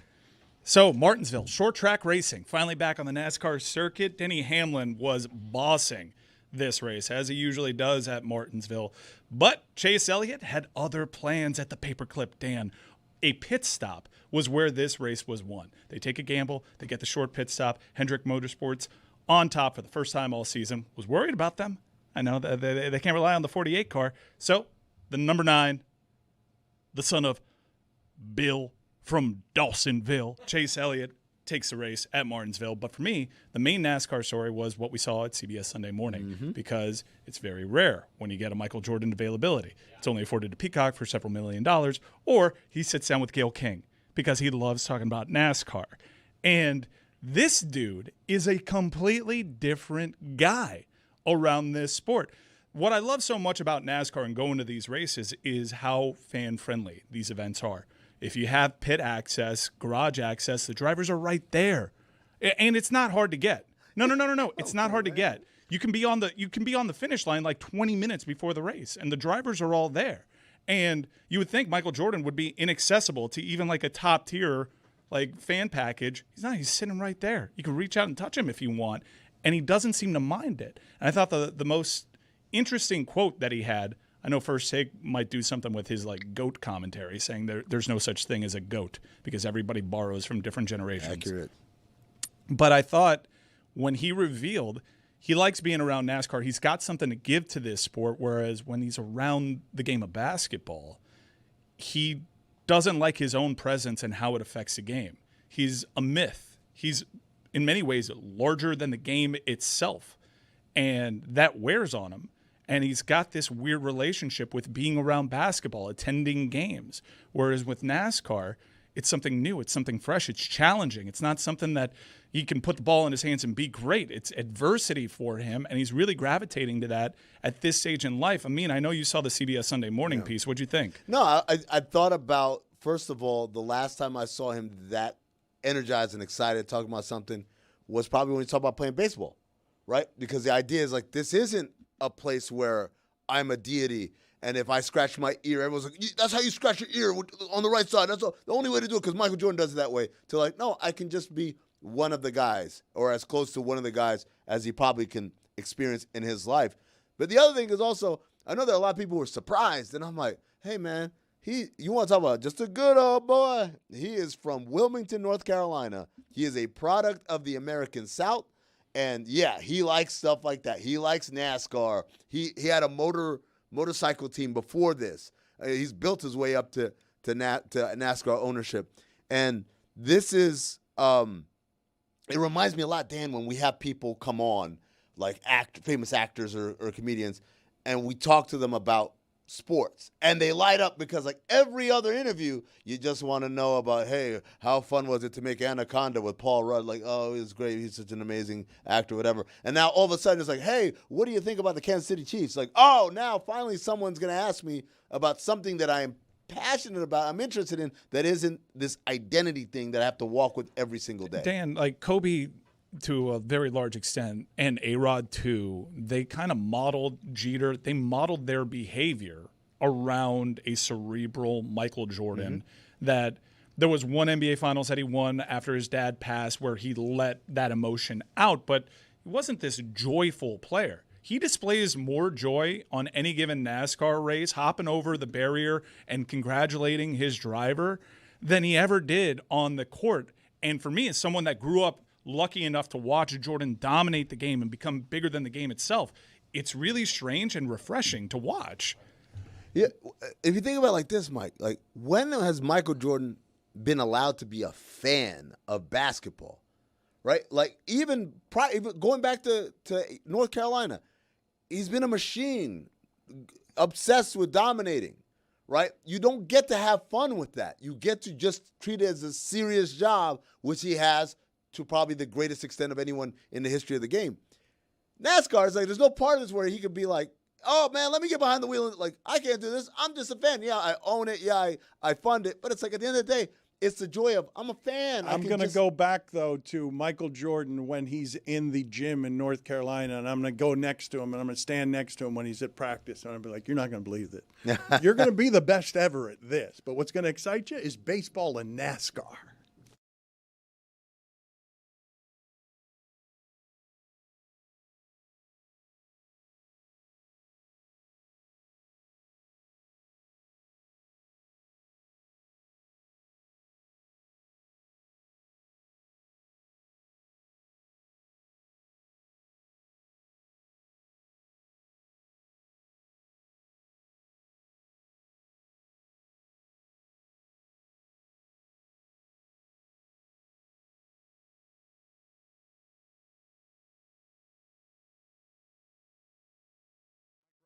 He does not agree with you on Hard Knocks, Chris. He doesn't.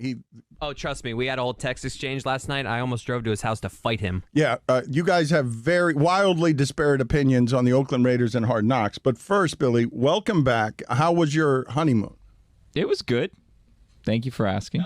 Oh, he's tightened up his game now that he's refreshed. Okay, things are it's just so hot today, Dan. I don't know what's going on with the air, but luckily I have this little fan that I bought before a hurricane that I have plugged into my phone, so like it's keeping me nice and cool. I'm so jealous. You guys should get these. These things are awesome. Look at it, Dan. You see this thing? Look at this. Can you please tell me about all the awkward things that happened to you? Did anything weird happen to you in Barbados? Like what kind of, just give me some awkward Billy on his honeymoon stuff. Is there anything that... The non-awkward would be a much shorter story. Yeah, I wonder how this is going to go. What's the best you got from your honeymoon? And then we'll move on to other things like Antonio trying to steal your job. I've had a lot of awkwardness, well, in my entire life, I guess. But recently I've had a bunch of awkwardness. So I'd say from the honeymoon, I think the most memorable thing that we did was, so in Barbados, they have an annual carnival, right? Or carnival or whatever, right? It's called Crop Over. And it's at the end, well, it's actually called Kadooment, but that's a different story. All right, go sit outside for a second. We'll get back to it. Whoa! Antonio, just go sit in his chair. We'll get back to it. I'm back, baby. I want to hear the whole story. I just don't understand why you can't even get the name right of Carnival. And like, it's Crop Over. That's fine. Why is it called a honeymoon? It's a good question. That is a good question. Put it on the poll, Antonio, now that you've replaced Billy in his chair. Do you know why they call it a honeymoon? Mike, do you have the sound? A very simple sound, a very simple question. Basically, I want you to hear Billy, who has a reputation for yammering and just not being able to get anything out, and he's rusty, because he hasn't been paying attention to the internet for 10 days. So he came in here today, and it was just a furnace blast of news, all of it weird, disorienting. The local hour has gone someplace else. We showed him Antonio Brown's feet. Yeah, like he's missed a lot.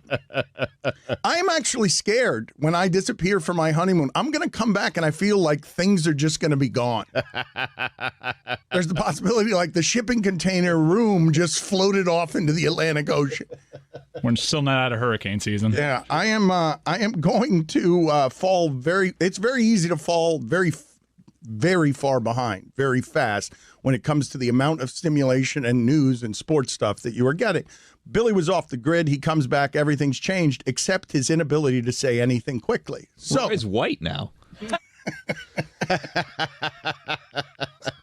Everything is different. Like you That's the most efficient you've ever been. Yes. Look at that. Did you learn something on your honeymoon?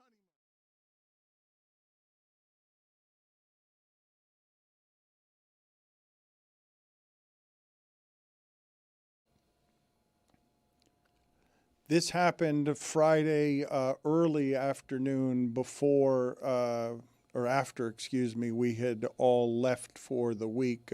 Tiger Woods got involved in another car accident and has a DUI, and I'm having a hard time getting my head around the fact that one of the most recognizable athletes in the history of America shows the symptoms of being an addict, shows the symptoms of having to self-medicate on pain stuff. And I was asking you guys, I remember this conversation the other day because I know that most people who have money problems think that money solves all the problems, and if you didn't have money problems, you would then be okay. So a lot of times, rich people don't get your compassion or your empathy on things. So when I said to you guys, how many back surgeries has he now had, Jeremy? Is it 9? When I said to you guys, hey man, like him still trying to play golf with all of that torque and still having all of these surgeries suggests that none of the other surgeries are working. So he's constantly waking up in pain. And if I asked him, hey, how much of your money here could I get rid of if I promised to get rid of that pain, I'm guessing he would give up a lot of his money not to wake up over in every morning in some kind of pain. Our pharmaceutical problem in the United States and the world is a giant one. You mix pain medicine with alcohol, it'll make the pain go away. And I know a lot of people, everyone is saying, why don't you just get a driver? A driver doesn't make the pain go away. And yes, of course, he should get a driver. But I am now left with the impression, and tell me if it's an unfair one, to think that if he's getting caught this many times with reckless car accidents, he's probably not getting caught every single time that he's doing it. He's not so unfortunate that he can't hide any of these or he can't cover any of these up. So when I present to you guys, hey, is this the behavior of an addict? Does Tiger Woods have a substance problem? Do you guys just land on, yes, of course now, at this point he does? I do, yeah. Yeah. Did you see where he flipped his car? It was a cul-de-sac. And what time of day? Yeah, like he blew a zero. So like this is I've dealt with it in my life, and it was always a dicey proposition when that person would get behind the wheel and they got into accidents, and they would say that they're in pain, but 10 years after the procedure, you like the drugs too. Like I don't doubt that he wakes up in pain, but I also think that that could be an excuse for someone that also really likes the drugs and he needs to get his life in order. Oh, but when people are saying, and I get why everyone ends up there, just get a driver. Yes, of course, there's too much damage. I mean, people like their freedom, but yes, of course, get a driver. But if a person can afford a driver in a way that all of us are like, what are you doing? Just get a driver. Do you know how much access that person has to pain medicine? Do you know how much access that person has? You think of addicts rummaging through your parents' belongings in order to sell things out of desperation. This person can have access to every single thing they want every time they leave their cul-de-sac. I think that's two different conversations. This guy's been hearing for 20 years. Get a driver. He very clearly values his privacy, so he can go out and do whatever he sees fit. And part of that is what we saw play out.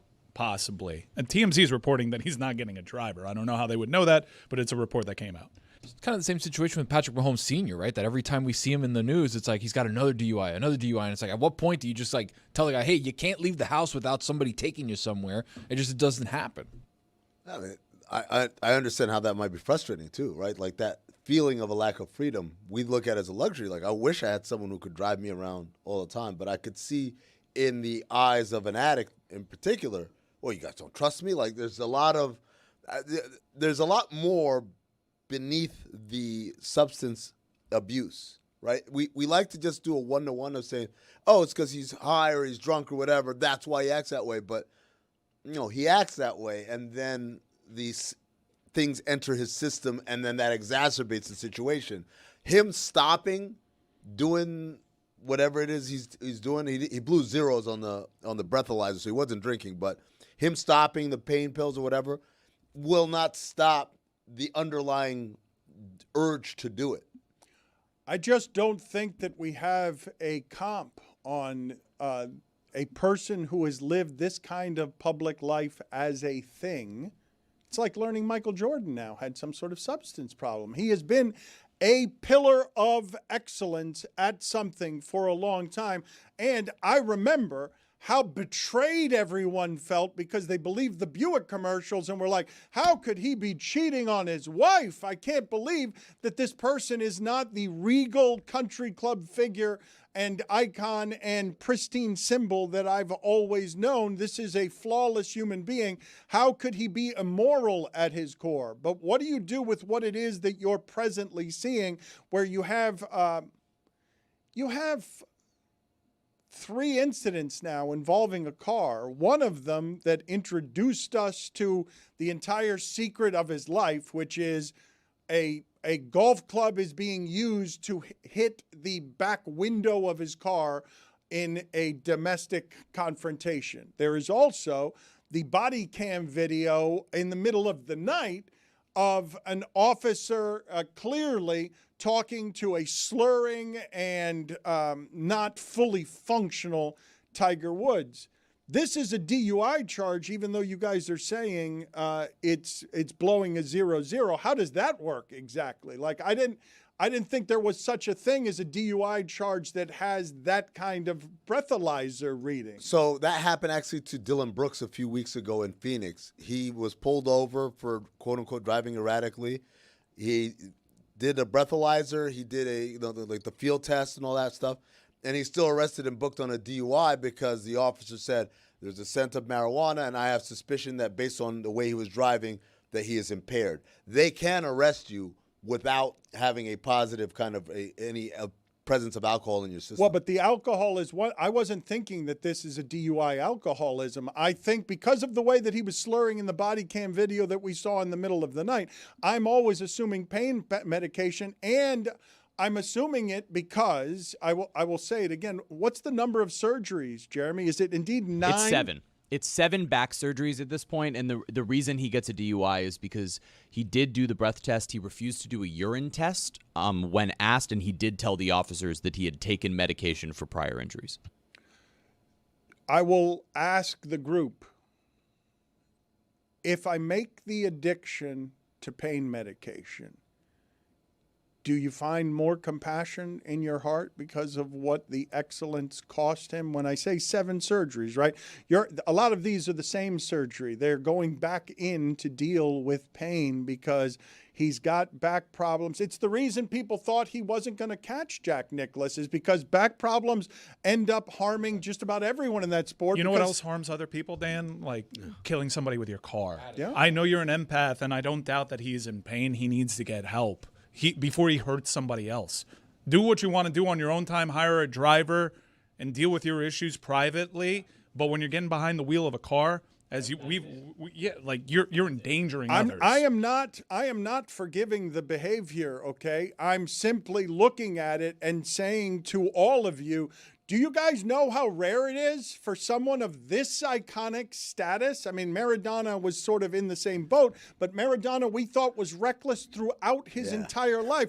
Do you guys realize how rare it is for someone of this status to become this late in life a danger to himself and others? I would say that Tiger Woods has been known to be reckless for several years now, and I don't think it's all that rare. You cherry-picked one from sports. In celebrity, we see this all the time.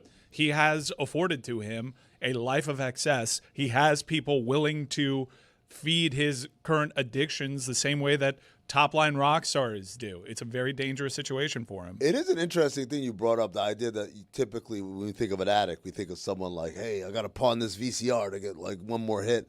But when your financial situation offers you literally limitless, like there isn't enough drugs he can do to like run out of money and then have to scrounge for it. When there is no barrier to access, where's the edge of that cliff? And again, that's why I go back to, man, it goes a lot deeper than the guy being addicted to something. It has fundamental issues with how he feels about himself beyond the physical, right? Imagine, again, think about, was who wrote was it Wright Thompson that wrote the really deep Tiger Woods feature where we learn he's doing like Navy SEAL training because he's trying to feel a connection to his dad who passed away, who was in the military and all that. And it makes you think, if we're doing armchair psychology, you talk about the pain, Dan. Imagine someone who was raised to be the greatest ever and then lost the person who inspired all that, and then also feels like, I'm not the greatest ever. I fell short of that goal. How much does he hate himself beyond the physical pain? I fell short by finishing second. Yeah. Because I'm the second greatest ever in majors, and most people would acknowledge, if I asked everyone who's not a golf fan, hey, who's the greatest golfer ever, most people would just say Tiger Woods. Yes, they wouldn't say Jack Nicklaus. You know who wouldn't say Tiger Woods? In Tiger Woods' mind, probably his dad. And that's his whole life was seeking the approval of this man. He's also benefiting from an adoring public that is not really casting that much judgment on him. Still trying to protect him. Still trying to protect him. There are reputable journalists that are doing selfie cam vids that are emotionally talking about this, getting him some help. Everybody is rooting for him, and because his success in sports has afforded him a certain lifestyle, no one looks at him like a junkie, despite really reckless behavior behind a wheel that would be in line with people throughout pop culture and in sport, really, that you would say, man, that person's a junkie. The thing that I would say to you, though, is different when you say rock stars or celebrity. Very few have ever had as pristine a reputation as this person did. He's coming from the country club. Like, he's coming from, we're a long way removed from pristine. Pristine was 2008, 2009. It's damn, man. His kids are adults now. Not since the Marlins started 3-0 for the last time. Remember, like Tiger Woods' little kids, they're adults. They're adults, man. Like that. Pristine is long gone. It's out the window. It's not Diego Maradona, obviously, who you said was another boat. I was like, man, he's another ocean. That dude was on another plane. But this is what the point I'm making about, yes, it was a long time ago that Tiger Woods was viewed as pristine. Right. But what is rare is all of a sudden in the 40s, whoever you thought was an icon of professionalism, oh no, that person's showing the behavior of an addict. That looks like junkie status. Like it's not a usual path. Normally with the rock stars, with the Charlie Sheens, which whoever it is that succumbs to the temptations, those people have bad boy in them before their 40s. I'll give you an example, and maybe this is probably not a great example, but it's a little bit out of my comfort zone. But Mickey Mantle was worship. Mickey Mantle was an alcoholic, but like a combination of like his status and also the way sports was covered at the time. Well, that's a good point because they kept the secrets. They didn't put it out there. Mick was. Yeah, the thing that I said about Tiger Woods is that the rules literally changed on him to catch him with his pants down. We did not cover Michael Jordan that way. If we had covered Michael Jordan that way, following him around, we would have found other stuff in his divorce and otherwise that would have taken some of the mythological status. Yeah, but Tiger Woods is not victim to a new standard. People actually do protect Tiger's privacy, especially in Jupiter. He is protected. He is in this bubble. He is beloved. If Michael Jordan had police reports the way that Tiger Woods does, you could not avoid that type of coverage. Tiger gets in his own way. And it might end up being a good thing because this is not – you're going to kill somebody. This is not sustainable. This is a very dangerous situation. I mean, there are probably plenty of people in sports and otherwise that deal with this very same thing, and you do not know about it. He's right about that. I mean, he's right about the fact that the only reason we know any of this about Tiger is because it's the police involved. These things become newsworthy when the police get involved. That's how they get in front of us. Lord knows how many people have kept some of these things out of the public. Including the police. Right. Like, it's because the police are involved because it was so egregious. It's like the one in Palo Verde, right? Like in California. Yeah, it's like, he flipped his car in a neighborhood. It makes me think, how many times has he been pulled over? That the charm and superstar of Tiger Woods being in that driver's seat, he's allowed, hey man, let me drive you home. Yeah. Let me give you like we'll take care of your car. You can get out of this jam. Yeah, man. Like if it's just we're never getting the report that Tiger Woods was doing 45 and a 44. He got pulled over and then he had dilated pupils. We're not getting that. We're getting, oh shit, he almost died again, like in a car crash. Like that's the ones we're getting.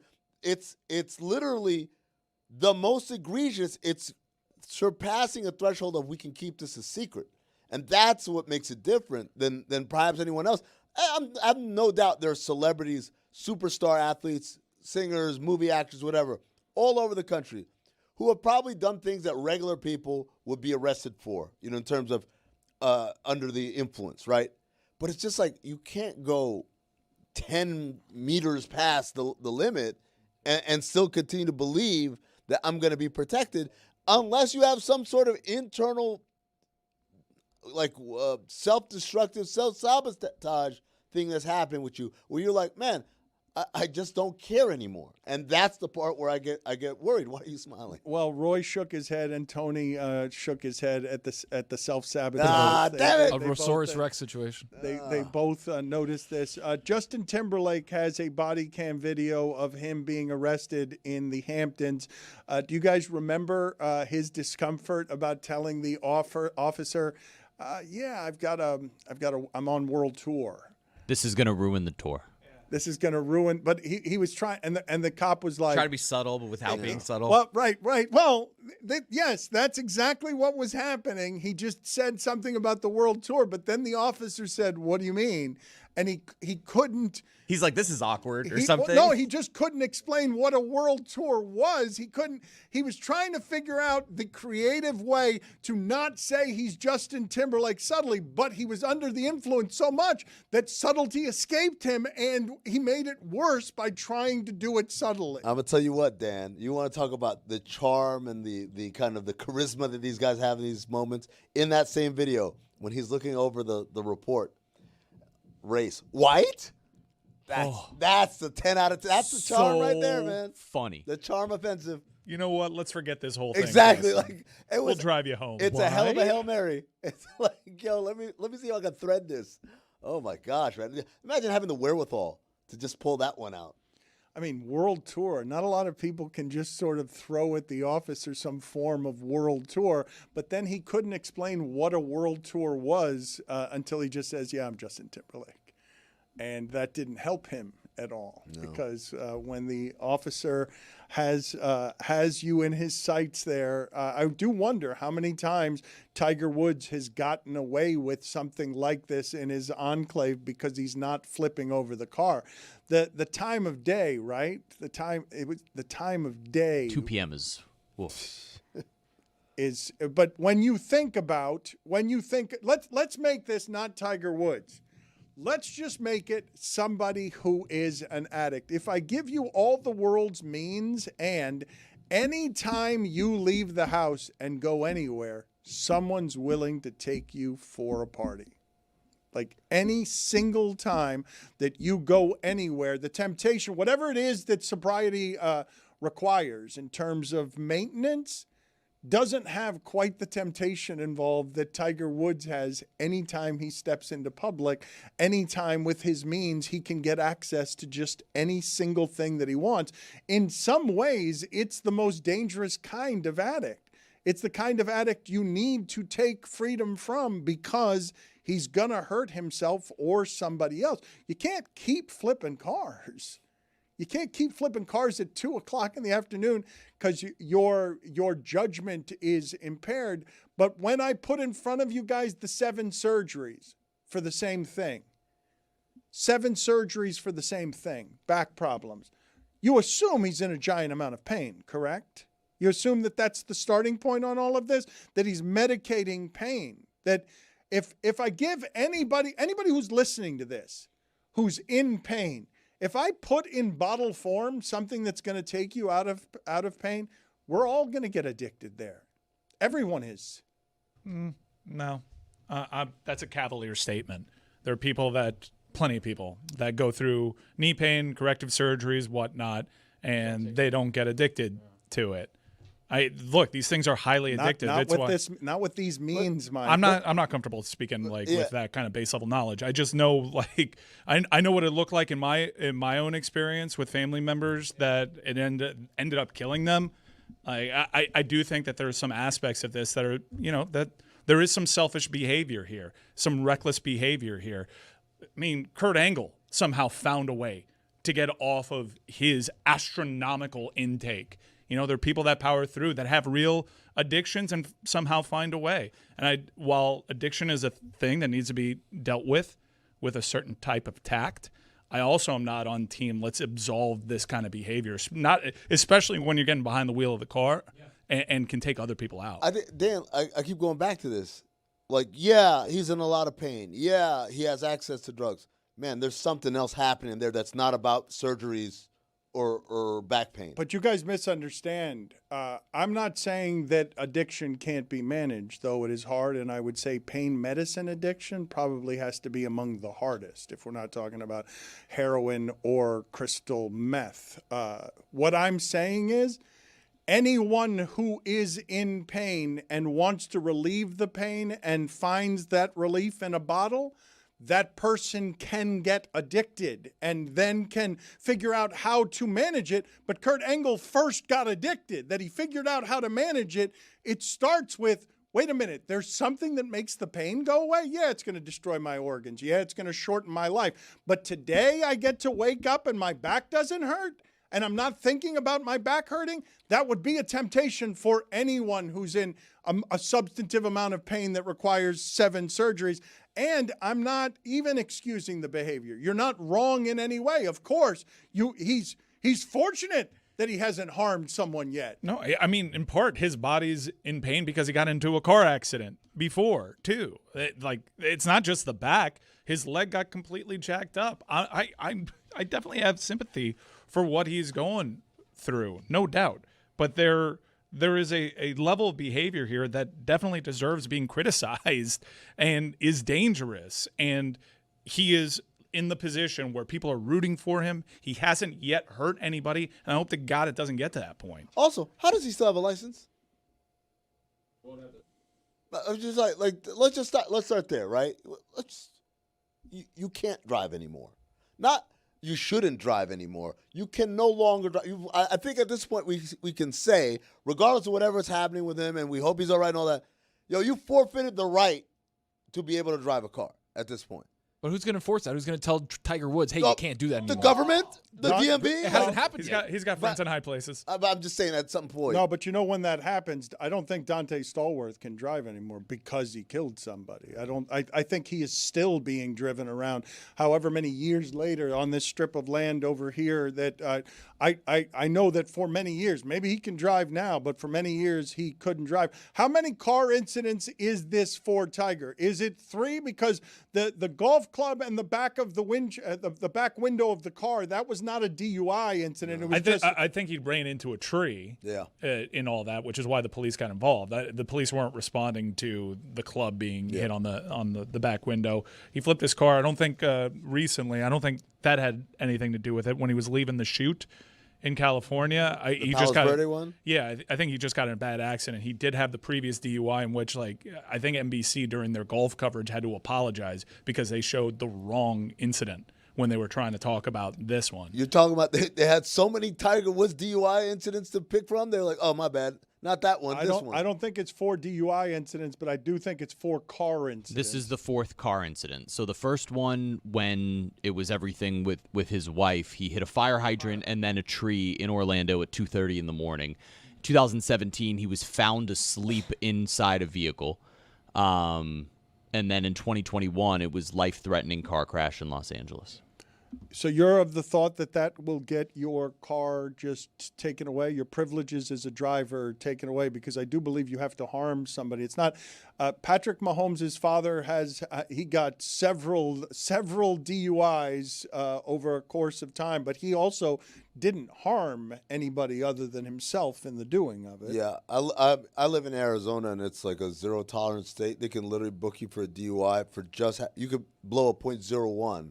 Which I believe is like mouthwash, and that they can send you to Tent City. Yeah, like book you and like put you in a very uncomfortable. We don't have tent city anymore, but it used to be this literally tents. It was outdoors in the sunlight in the middle of summer. Yeah, Barkley got sent there. Yeah, so they make you wear pink underwear. Yeah, I never understood that part. Like I think that's racist Sheriff Joe Arpaio. Yep, Sheriff Joe. That's what that was. So what do you mean you never understood? No, I that never part? I don't understand oh, this is a punishment. Like you got to stay outdoors in the summer. Oh my God, that's awful. Yeah, and you got to spend 30 days with convicts and people. Oh my God, that's awful. And your underwear is pink. I'm like, okay. I don't even understand it. Like, what is that? Can we go back to the sunlight? What was that rule? How did they put that in place? I'm wearing pink underwear right now.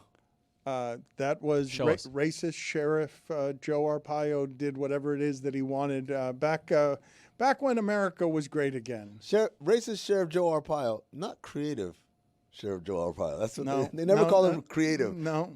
It's like, and we'll make him wear pink underwear. Yes. You want to talk about kiss asses in a boardroom? Those guys are, yeah, you tell him, Joe. Like, come on, man. That's the best we can come up with for punishments? I wanted to get to some NBA stuff with Amin being here and not necessarily the Raptors going on a 31-0 run against Orlando. That is, we've been talking a lot about the Heat around here, but Toronto and Orlando are really in no man's land. Even if you look at the way Indiana and Dallas have made it to the finals the last couple of years as middling seeds, Toronto has no earthly way of getting past the New York Knicks. Like there's no circumstance in which they will play the New York Knicks and then defeat the New York Knicks. If they avoid, what do you mean? What? They match up very poorly with New York. There's something about you have Quickly and you have RJ Barrett. Like if I'm gonna write Knicks horror story fan fiction, it's RJ Barrett and Emmanuel Quickly destroy them in the playoffs. And then it's like, oh, my God, it's all happening again. Jeremy, can you look up for me, please, the number of times consecutively that the Knicks have beaten the Raptors, both in both countries? In both countries. No, because I can't remember the last time. I don't believe this group of Raptors has beaten this group of Knicks. I don't believe not one time. Every time I watch those two teams play, the Knicks are winning by double digits. None of the games are even close. Dan, I can tell that you don't think that the show is big in Toronto and in Canada because after an incredible, historic feat that they accomplished last night, you're going after them for not beating the New York Knicks. They had 31 straight points that the Orlando Magic couldn't score a point. Not a free throw, not a putback, not nothing. Nothing. You know how hard that is? 31. It's hard enough for 4 touchdowns and a field goal for an NBA team to not be able to score in that span.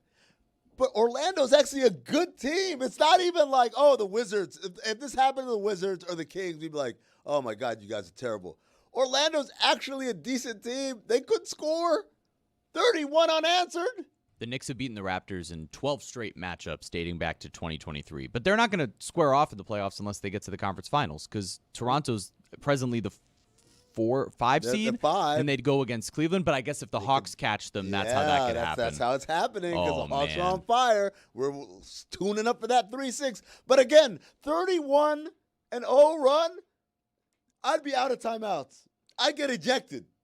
Let's do something. Run the court, tackle somebody. At 21-0, like I'm out. You guys got it. you figure it out. That I don't know if that is the game that made it 81 games this season decided by 30 or more points, but it's never. This is the most it's ever been.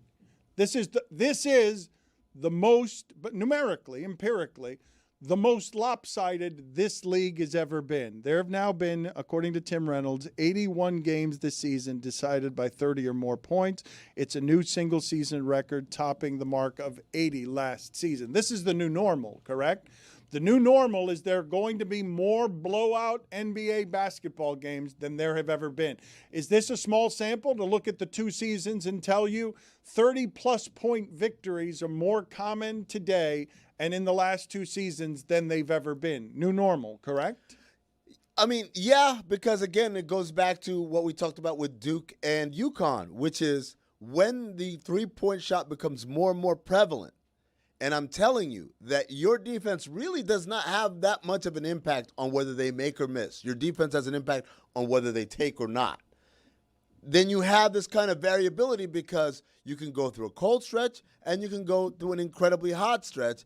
Having said that, this one right here, this is for the books. A 31-0 run. I mean, look, I don't know how. I don't know how that's possible.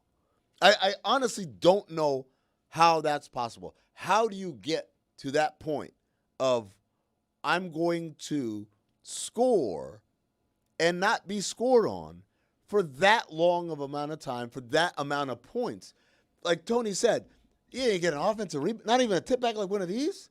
Not even, hey, they got fouled kind of 40 feet from the basket, now they're in the penalty. Your level of basketball was so inept that you couldn't even manufacture a single free throw. That's next level. What did you think of the NBA's anti-tanking proposals? Oh, boy. They've obviously spent a lot of time thinking about this. They're trying to fix a problem that doesn't appear to have fixing. What are your thoughts on what it is that they submitted before the public? Dan, this is what happens when you don't have a culture of vigorous debate internally, because you come up with ideas that are so preposterous. Let me go glass half full. The simplest idea they came up with is actually the best one, which is every team the 10 bad teams plus all the play-in teams, they all get into the lottery. The 10 bad teams, they divide 80% of the odds among them to get a top 5 pick. The 8 play-in teams, they divide the remaining 20%. And so it doesn't matter whether I win my play-in game or not. Doesn't matter whether I make playoffs or not. If I was one of these teams, I have a chance, and my chance is just as good as the other play-in teams. I like that. It's nice and simple. There's no risk of anyone saying I'd rather be a 7 than a 6 in order to have ping pong balls. It makes very clear the lines of delineation. Teams would rather be in the play-in and in the playoff than not, but you don't miss out completely. When you start to talk about, and we should include the teams that lost in the first round of the playoffs. Why? Or we should calculate how many wins you had the last 2 years, and if you had 14 wins, we'll say you had 20. I'm like, it cannot be something where I have to pull out a manual to explain to people why their team does or does not have a chance of getting into the lottery. And then the final one, and this one, I was like, yo, I would have laughed in the room if someone brought this up. We're going to have a lottery, and then we'll have another lottery. If you miss that lottery, we get another lottery at the 5x5. Like, these are insane. Like, and anytime these news stories come out, Dan, I always think the same thing. That's not only the stuff that made it through emails and conference calls and like spitballing in your office to the Board of Governors meeting. That's also the idea that they felt comfortable enough. Hey, Shams, these are our 3 ideas. Like, for that to be leaked, are they trying to prove to us, hey, we're trying our best? No, you're not. Not if that's one of the ideas and someone said, you know what? Put it on the list. No such thing as a bad idea. But is that something to kind of get the temperature of what fans are thinking, fans are seeing, and be like, you know what? Like, that's something we were thinking about, but we're not going to do it because there's been such bad reaction to it? I'll tell you what the temperature is. Sub-zero. You think they're all bad? There's no. You've heard nothing. You've heard nothing good. Here. I think the one where you include play-in teams into the lottery, albeit with smaller odds than the non-play-in teams. I think that's nice. It's simple. It makes sense, right? And it's easy to explain.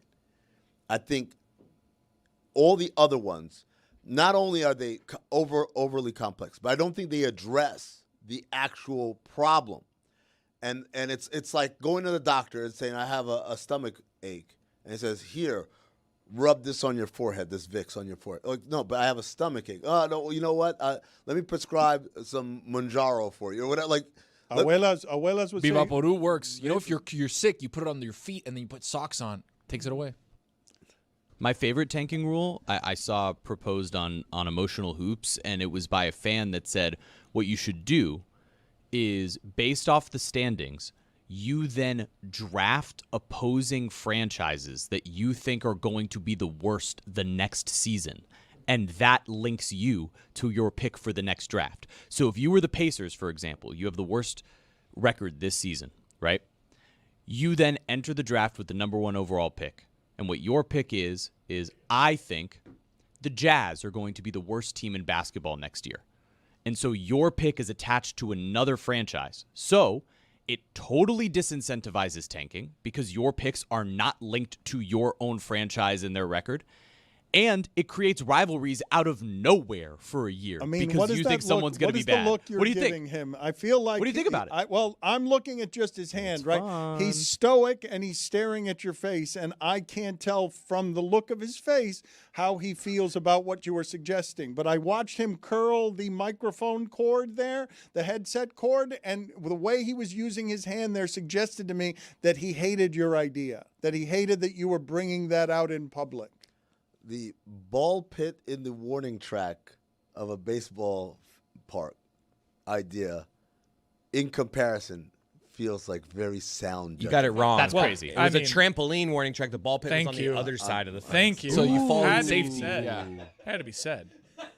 Jeremy, the thing is, you're the team. You go up there and you're like, we're gonna draft AJ DeBanza, but then also the Jazz. Well, this year. You have to start it for 1 year with something like that. But realistically, then moving forward, all you would be doing he just is said going your to the next idea season. was so bad. And then he held I mean, up not a great my idea. I though. specifically told you where. But it he came held from. up a great idea. Ball pit is a great The idea. trampoline ball pit. I mean, if it would make more sense if he had a bad idea. Weren't there also lagoons in the outfield? Yeah. I like the warning track. Every as a team lagoon. could put a pond wherever they want in the outfield. Yeah, if you want that hazard there, go for it. Some Can only- teams opt for a sand Can only trap. change once a series, though. You can't every game. I'm glad you explained that.